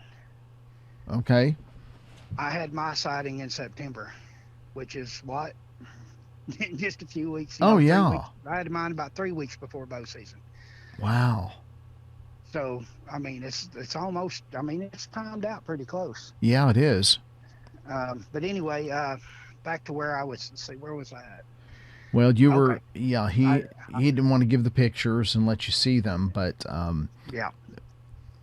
So anyway, another week goes by, and I've heard and seen nothing. I'm kind of not looking for anything. You know what I mean? It's just. mm-hmm. Um, but I walk outside one night, and it's, I don't know, 9:30. It's not late. Um, not a long. This would have been right around the first part of October. Give or either a couple of days before, or a couple of days after. But sometime right around the 1st of October. Yeah. And it's 9:30, maybe 10 o'clock. It's dark outside already, but it hadn't been dark very long. Okay. Well, I walk out my door, and as I walk out my door, over in that bottom to the north of my house, I hear what I thought it was when I heard it. I thought one of my coon dogs had got loose, Hmm. and I was catching like the back end of a ball, from a coon dog. Oh, okay. Because they'll bawl. They got a big old bald mouth on them, or they, kind of their howl. Yep. I thought I was and I did catch the back end. I didn't hear. I caught the back end of it as I, opened the door and stepped out. And I thought, great, I've got a dog loose. Um, I'm gonna have to go catch this dog up. Mm-hmm. So I grabbed my light. I've got a little handheld, chargeable little spotlight. I Right. grabbed it, and I walk out into the middle of my driveway, pretty much right underneath my security light, and I start shining, just shine it down across the bottom, and there's little pecan trees down through there. So when you shine, you get cones of light and cones of dark, reverse cones of dark Mm-hmm. from the shadows. So you can't see a whole lot. You can see kind of in between the trees, but Right. there's a lot of it you can't see. I shine a light across there, and I didn't see anything. And I thought, okay, I'm going to go back here. I'm going to check my dogs, figure out which one's loose, because it does make a difference. Mm-hmm. Some of them are easy to catch. Some of them I may have to walk a half mile and catch it underneath a coon. Some of them, catch it underneath a tree where it's got a coon up a tree, Right. depending on which dog's loose. So I turn around, and I'm walking back to my car, back up toward the carport. I'm going to go out and check the other dogs, figure out which dog is loose. I just need to figure out which one it is. Well, right as I get on my carport, about a step or two onto my carport, this thing roars at me, Roars. and it roars like, Oh wow. it was like a roar scream. I don't know how to describe the sound of it. I can tell you this, that whenever it did it, I was in mid step and I froze. You were in mid-step? It yeah, it like locked me up. It like something short circuited. I just like I froze, Oh, and wow. I could feel it my chest. I could feel the it's like sitting in a car with an 18-inch subwoofer right behind you. That rattly feeling in your Yeah, chest. yeah. It was like that when it hit me. I mean, like it shook me on the Oh, inside, man. and I Man. had my back to it, and I stood there, not very just a couple of seconds, and I turned around to see. Well, because of where my security light is, I can see 50, 60 yards or better over there, before it gets into that darkness. Right. And that it wasn't in the light. So whatever it was past that. It was out there, and it still hit me that hard. Wow. And I just, Lance, I've been in the woods my whole life, but that night I wasn't. I was in the house. I was like, Yeah. that's not one of my dogs.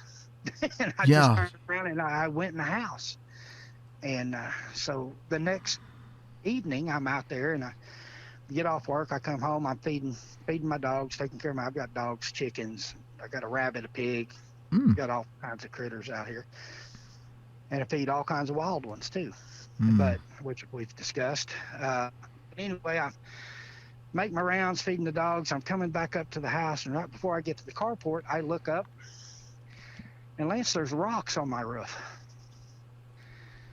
that On your are on your house or your carport? on my house.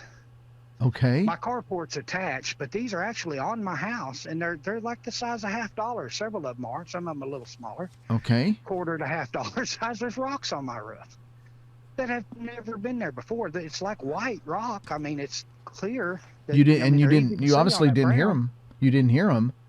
No, not in this. This house is insulated really well. I never would have heard it. Okay. You probably get up there and walk across my ceiling or across my roof right now. I wouldn't know you was up there. Okay. But I walk out, I make the little loop, I come back, and there's rocks up there. And I'm like, where did these rocks come from? Well, then I'm thinking, well, maybe when I tried to light it up, when I shine the light down there, maybe I ticked it off, and that's what the roar was about. And then I come in the next day and I've got rocks on my roof. Yeah. Maybe I aggravated it with the light, and it was just telling me not to do that anymore. I Maybe I it. don't know. Who knows? Who knows? Honestly. Well, yeah. I mean, it obviously. I mean, a roar is an act of aggression. Like, I'm here. It obviously doesn't mind that now that it's there. Yeah. But anytime you hear this yell or this roar like that, it's an act of. It's like a dog, growling, right? Yeah. It's an act Yeah. of. I'm the guy here. I'm the big guy on the block. Yeah. It's letting you know that I'm here, and I won't be pushed around. Yeah. So Hmm. anyway, that was like in the first part of October, right around the first. This year. This year. Yeah, all this has happened since September. Everything I'm telling you Wow. now, from the time I seen this white one, is going to be from September until present. Okay. Recent. Recent. So I go out, don't hear anything for a couple of days. And then my daughter comes in, and my daughter lives with me, her and her fiance. Okay. But anyway, she comes in, and this is late in the evening, like it's after 10 o'clock. And she's like, Dad, something just hit me with a rock. And I'm like, do what? And she said, something hit me with a rock. And she had left to go pick her fiance up. He gets off at 11, and it was like 10:30 at night, and she was getting ready to leave, and she went out to get in her car. And as she was getting in the car, something hit her in the calf. Huh. And she turned around, and the rock was still rolling away. It was just a little, like, quarter-sized piece of gravel, but it was rolling away. Okay. Um, and she said, when it hit me, she said, I just turned around and said, "Hey, don't," and got in her car and left. And she said she got up to the corner from the house, and she said it hit her all at once what had happened. She said, I was shaking so bad that I was afraid I was going to wreck the car. Wow. Did In the she moment, go? she just, don't do that, and left. But it's like a half a mile down to the corner. So by the time she got to the corner, it set in what had happened to her. Did she know what it was? No, no, Okay. she just a rock hit her, Okay. you know. Okay. And now I say she didn't know. She didn't see anything. Now I had told her about what I had seen because she was living here at the time. It had been September. She was living here then, and I told her, I said, don't be outside after dark Yeah. Of by course. yourself. Sure. There's I don't know what it is at that point. I was like, I don't, and I still don't know 100%. I have a pretty good idea, but I told her, don't be outside by yourself after dark. Don't go walking down the road or anything. Don't do anything crazy. Hmm. Because you got to worry about my daughter. But anyway, this rock hits her. She leaves. Then it hits her. What had happened? When she gets home. She gets home about 11:20 or something. She comes in here and just shaking, telling me about it. Hmm. Um, then, it was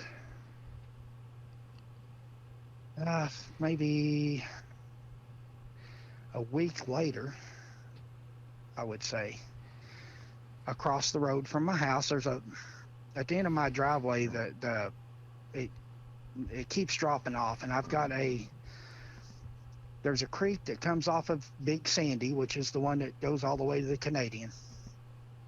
There's a little creek that comes off of it just west of my house. It feeds up here, and it forks across the road from my house, and it's got two little branch creeks, one on the north side of my house, one on the south side of my house.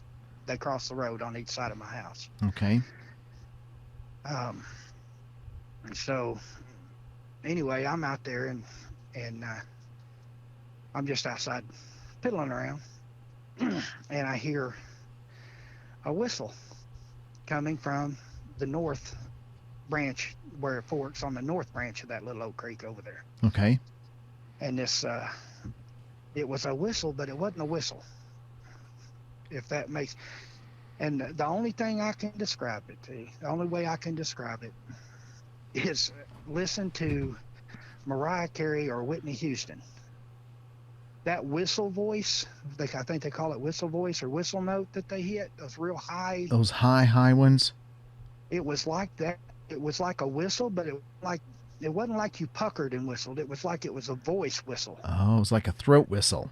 Yes, and it did that, and it was long, like 15, 20 seconds long. Oh, golly. It was a long, loud whistle. And I just walked off the east end or the west end of my court, which is facing the road where I could actually see the fork in the creek's bottom across the road. Okay.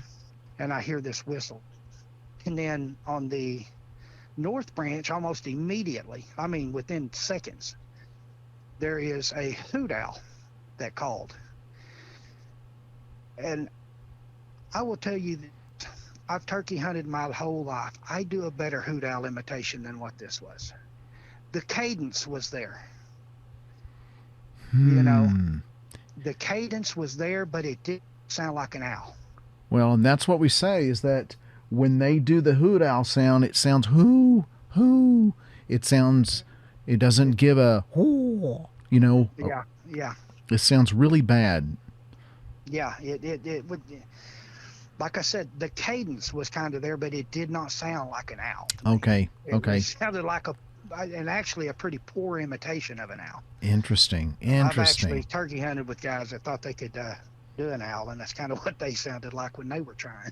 But anyway. Wow. But it was like they were almost made me feel like there was two of them. They were communicating. Like one seen me and told the other. Yeah. I've got him over here. Yeah. So we're going to go ahead and bump up a little bit more. November the 7th. I Okay. know it's November 7th because it was the day before I voted on the 8th, and it was the night before. Okay. Now, I had, and I'm still not fully over it, but I've been pretty bad crippled up. Uh, Something that you probably know a little bit about. I did something right at the top of my thoracic vertebrae, Mm-hmm. right where it meets the neck. Mm-hmm. Um, I pinched a nerve in there, and so my entire left arm, shoulder, arm, everything went to sleep, went numb.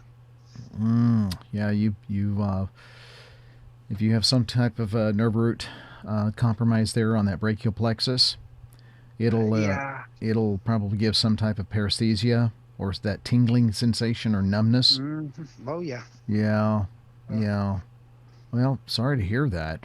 yeah. Whenever I did it, I was doing nothing big, and I had it felt like a wasp stung me almost. It was a real sharp pain, Oh, okay, okay. and and it was right on the left side of my spine, right there at my spine, but kind of on the left side. And then Mm-hmm. I woke up the next morning and my arm was asleep. Mm. And anyway, I went on for 10 days. I couldn't raise my head up. If I picked my head up, my chin up off my chest, it was like lightning shooting down my arm. Oh man. But and this happened I've just now got back to work. I've still got three fingers that are kind of tingly, but I've got full movement back in my arm, and so I'm doing a lot better. Good, good, Chiropractor saved me on that one. Um, he finally got it worked out for the most part. good, good. It'll sometimes it takes a while, Oh especially if yeah, the nerves are severely pinched. They'll swell, and it'll take a yeah, few days or weeks to get back to somewhat of a normalcy. yeah. And that's what he was. He said that's what he was struggling with. He said I had so much swelling around that area that he couldn't even move. At times you can't. You just have to Yeah, let things come down sometimes. yeah. He's like he couldn't get anything to move. It was just too guarded. He kept saying it's too guarded. Yeah, He said yeah, everything's so tight and guarded around it. He said I can't. We've got to get this swelling down so I can move it. yeah. It's a But challenge. anyway, Yeah, yeah. Anyway, I'm doing a lot better now. But good. anyway, this was during that time, and I couldn't lay down. It hurt horrible to lay down. I couldn't set up. It hurt to set up. Mostly what I did for about 10 days is I just walked. I Hmm. went three days without even sleeping a wink. I would just walk circles in the living room all night long with my chin pressed up against my chest. Well, on this particular night, it was kind of late, and I had walked about 20, 30 laps, and I decided I was going to go outside. It was on November 7th, and I walked to the end of the driveway and back.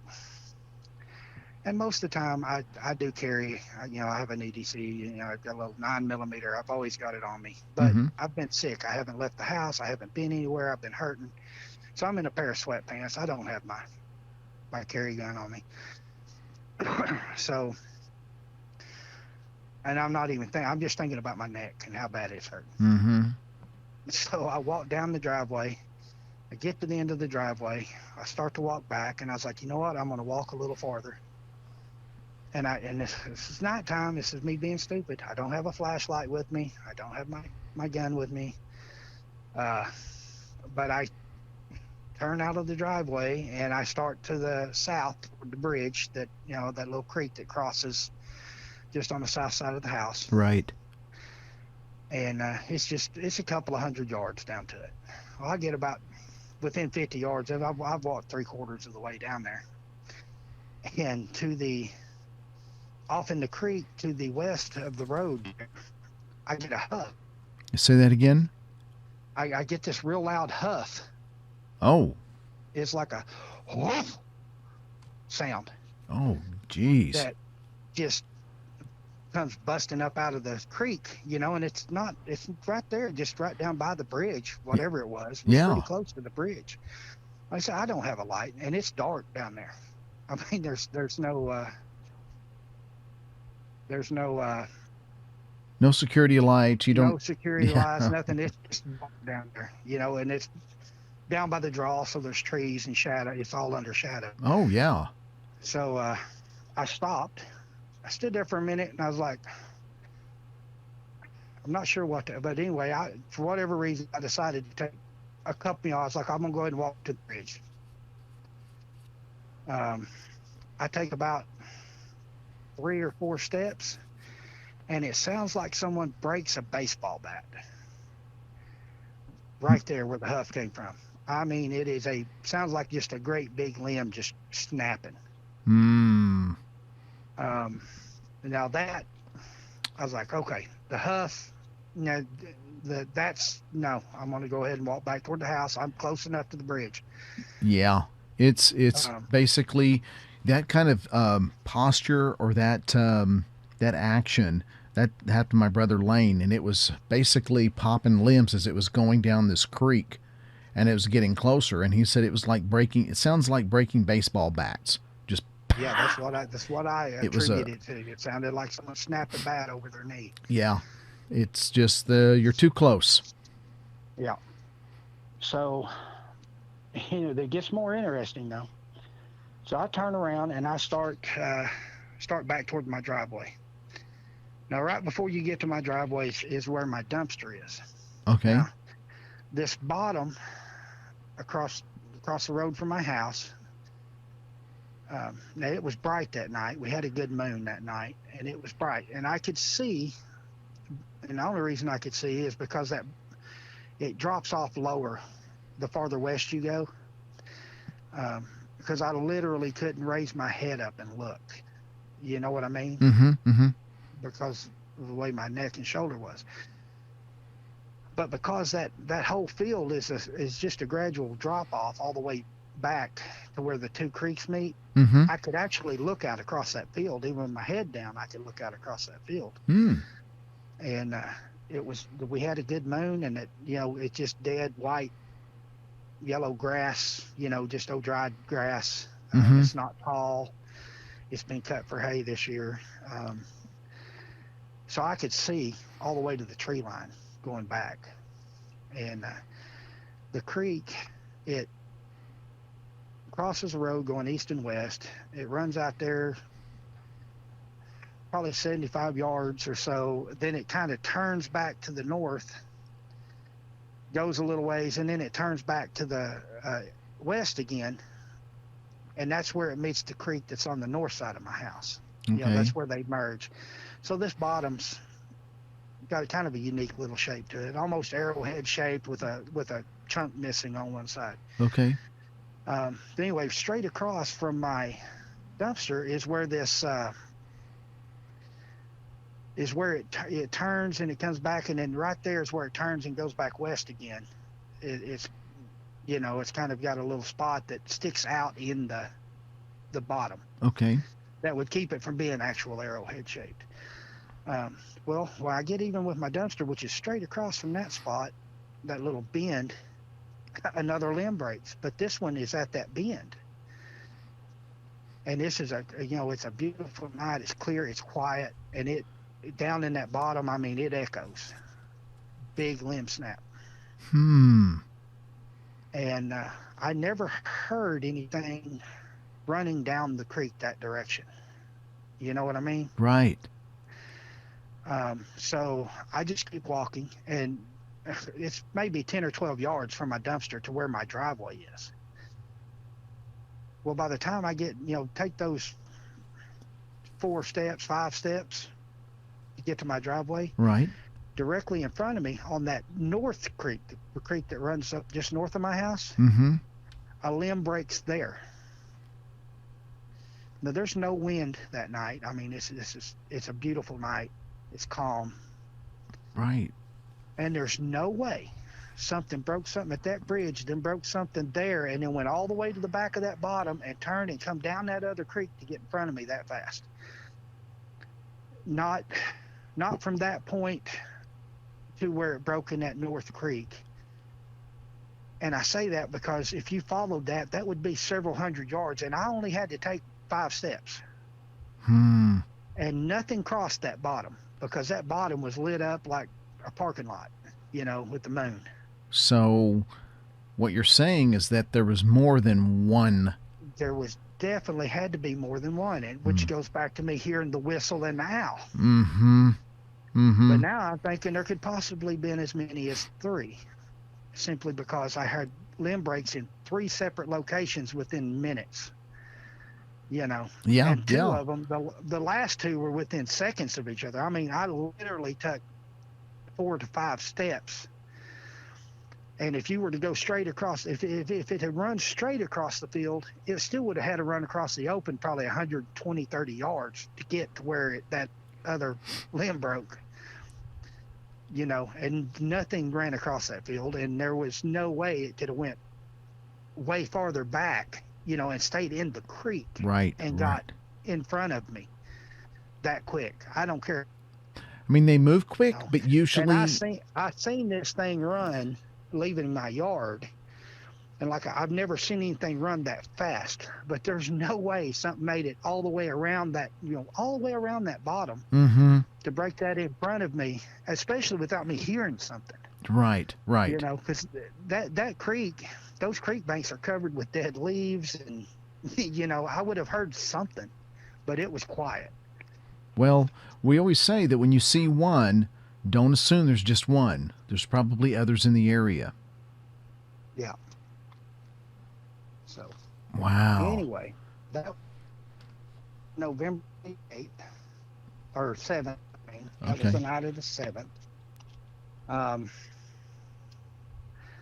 Then I went out after this, I don't know, a couple of weeks after that. Like I said, it seems like if I see something, if I don't see something in 2 days, it's 2 weeks. That's just kind of the way it's been spaced out, Mm-hmm. But it's been constant or pretty consistent. Interesting. Well, yeah. So I go out a couple of weeks after that, and I hear a clear. I mean, it was like I was watching some Bigfoot investigation show. I hear a whoop down on the bottom across the road from my house, down there on those creeks. It is just a whoop, Mm-hmm. a big loud whoop. Which leads us to what happened the other night. Now, did you get any pictures? I did. I got 3 of them. Okay. That was the other night when it snowed. That was the day that it snowed. Okay. Everybody had worked. My wife was staying in town at her mom's. My daughter's boyfriend, he was at work. And the only people here are me and my daughter. And we had been home, and my dogs had thrown a fit and just got really quiet, about 45 minutes prior to finding that footprint. It's a good sized footprint. I mean, it's about 13, 14 inches or longer. When I measured it, it was about 14 and a half. Okay. Yeah, it's that's one of the very wide. Did you cast that by chance? No, I didn't. It was just in the snow. I didn't have anything to cast it with. I did think to lay a $10 bill down next to it at one of the pictures. Yeah. Just to try to get a some type of reference. Mm-hmm. No, I'm glad you did. It gave him reference. Those are really good prints. Yeah, but my daughter was leaving. I'd already went to bed. I went in there about 10:15, told her good night. I'm going to bed. And I come in here and laid down. I heard her open the door and go out because she was at her fiance. Like, work at 11, she leaves at 10:30 every night to go get him. Wait, say that again. You cut out. I'm sorry. I'm sorry. I said she leaves here every night at 10:30 to go get him because he gets off at 11. Okay. And so I just told her good night, laid down, been about 15 minutes. I hear her open the door. I hear her walk outside, close the door behind her. And then within 15 seconds, the door flies open. She comes in. She's like, Dad. I said, she is actually the one who found that footprint. Oh, really? It was right next to her car. Oh, geez. But the only people that have been here all day is that had been here was me and her. And the only footprints around it was hers, where she had got out of the car. Mm-hmm. And she's got like a little tiny foot, you know. I mean, she's like where's like a size 6 or 6.5 women's. Mm-hmm. She got a little bitty foot. That's the only other tracks around it. But it was right there by her car. And Wow. I tried to find more, see if I could find more tracks around, but my driveway was completely snow free. The only snow was like in the grass. My driveway's like chat, Yeah.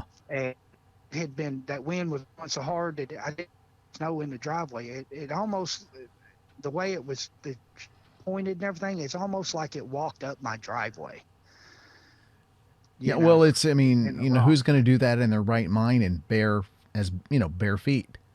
Yeah, bare feet. And I think I know it was like 5 degrees at the time. Oh, yeah. You know, it was cold.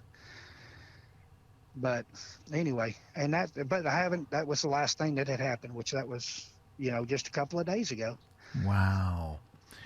Wow. That's incredible. Yes, they were 18 inches from the door of her car, Did, right here at my carport. I mean, right up here by the house. wow. Did you take a look and where they were coming from or where they were going? It looked like it looks like they came up this angle of that one there. It looked like they came up from Just up my driveway, and I walked down my driveway to see if I could see where it had left the driveway, yeah. and I couldn't find anything. Hmm. Now, I didn't go down and look across the road, which is where I've been hearing and having the limbs snap, and I didn't go down and look on the other side of the road to see if there were tracks leading off into the pasture or anything. Okay. She had to go get, and I'm here by myself. And I was like, you know, I'm not going to get out there and chase around too much alone. Right. I Exactly. I don't feel like that's a good idea. No, You know? no. I think that's a great idea not to do that. Yeah. So. Wow, incredible. Well, that's incredible because I mean, that's right next to your house. Yes, and I mean all this stuff has been happening fairly close to the house, but that's the closest I know it's been. You know. Yeah. Like I said, the first time I seen it, it was less than, I would say maybe 50 yards from the house. I mean, it was just right straight north of my mowed yard. It's what I mow. It's not like it was in the pasture Yeah, adjacent to exactly. the house. I mow that. Wow. So it was pretty, I mean, even that was pretty close. To me, it seemed pretty close. Mm-hmm. So. Wow. Incredible. Incredible. That's well, there's some interest with your house. I mean, you've been feeding animals through there. You've been on that. I mean, obviously they're in the area, so you fascinate them, but that's a little too close for comfort. Yeah, it really, it kind of is. It hasn't bothered me so much until it got that close, you know. I mean, yeah. it is worrisome. I mean, like, but at the same time, it hasn't done anything or they haven't, Yeah. other than just like the limb breaking, the huff, and then the breaking of the limbs, the way it just in front of me, and I turned and started back, and then it was straight across from me, and then it was in front of me. It was almost like they were hurting me back up my driveway. Yeah. Yeah, like you need to go back. This is not where you're supposed to be.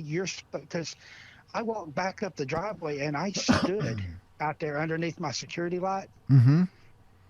for another 20, 30 minutes, and there was not a limb crack or nothing else. It was just when I got back to where I was supposed to be, it stopped.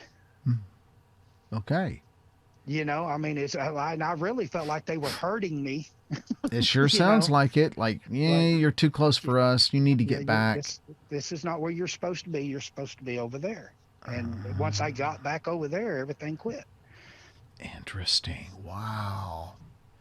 Incredible. So, what does your daughter think of this? She's a little spooked now. just a little bit. Um, How about our fiance? he is too. He is he's Seminole, and he he believes in Bigfoot, little people, Okay. Yeah. Oh, all of that. yeah. And so it bothers him because he was raised in the culture of these things. Yeah. So have You you, know, with all this going on, I know your dad was pretty quiet, pretty private man. What happened to him, Mhm. and told your sister during that event, which you didn't know at that time. She told you years, not too long Oh yeah, ago. yeah. Um, Thanksgiving. have you called anyone else about this? Have you talked to No, anybody else? you're the only person I've talked to. Okay, I was just curious. I was just curious. Yeah. Has any, now you spoke to a neighbor at a church event. Hmm. Has there been any neighbors in the area come by and or anything like that and say, hey, do you have any strange things going on? Anything like that?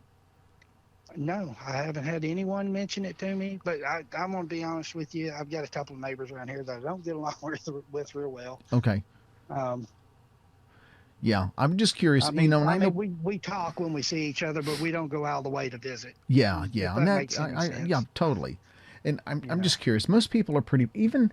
I mean, like my neighbor through the trees that I get eggs from, in the summer, we communicate with Facebook, but it's not like I'm over there all the time. And my neighbor Hmm. to the east of me, I know him, he knows me, but everybody just kind of keeps to their own. So I'm sure it's the same way everywhere for the most part. Yeah, it is. If somebody sees something now dangerously odd, I think people would, voice up. But Yeah, if they just see something, it's like, they just kind of keep quiet, like, I'm not going to say anything, yeah. So I get it. Like I said, I've lived here for 8 years. This is the first year I, and for whatever reason, it's here. Like it's not. I mean, it's like here. You know what I'm saying? Yeah. Um, And I thought that was very strange. it's like a cluster of things happening around my house. It's not just a, Yeah. I mean, it's here. Yeah. Um, That's but interesting. And especially with that I've guy never telling me, seen any. I've never seen anything else. And 3 years ago, he seen it, got pictures of it over there, but I didn't see anything 3 years ago. You okay. know, so who these things could be coming through here every 3 years. And people just don't know. You don't see them. I've always been of the mind that it's like a mountain lion or anything else. People say, "Well, why don't you see them?" Whatever. I'm like, if your entire existence is being in the woods and hiding from everything, think how good that they've got to be Oh, at, yeah. at hiding. You can send a person to sniper school, and in 4 or 5 years, he can go blend in the terrain. That's after 4 or 5 years. These things have done it their entire life, Oh, yeah. Yeah. They're masters. and there's and I've always been of that belief personally is that reason people don't see these things is because they don't want to be seen most of the time. Every now and then one slips up. Well, that's just it. And I always say, people get a little bit lucky, if you Yeah. really want to term that lucky, but you know what I mean is that, and I thought that very ironic had you said every three, when I was talking about every 3 years with that gentleman not too far from Yes. your way where I'm going to go down. And he said, yeah, but every 3 years, Lance, it's just really crazy. And it's been Hmm. going on for ages, ever since I was a little boy.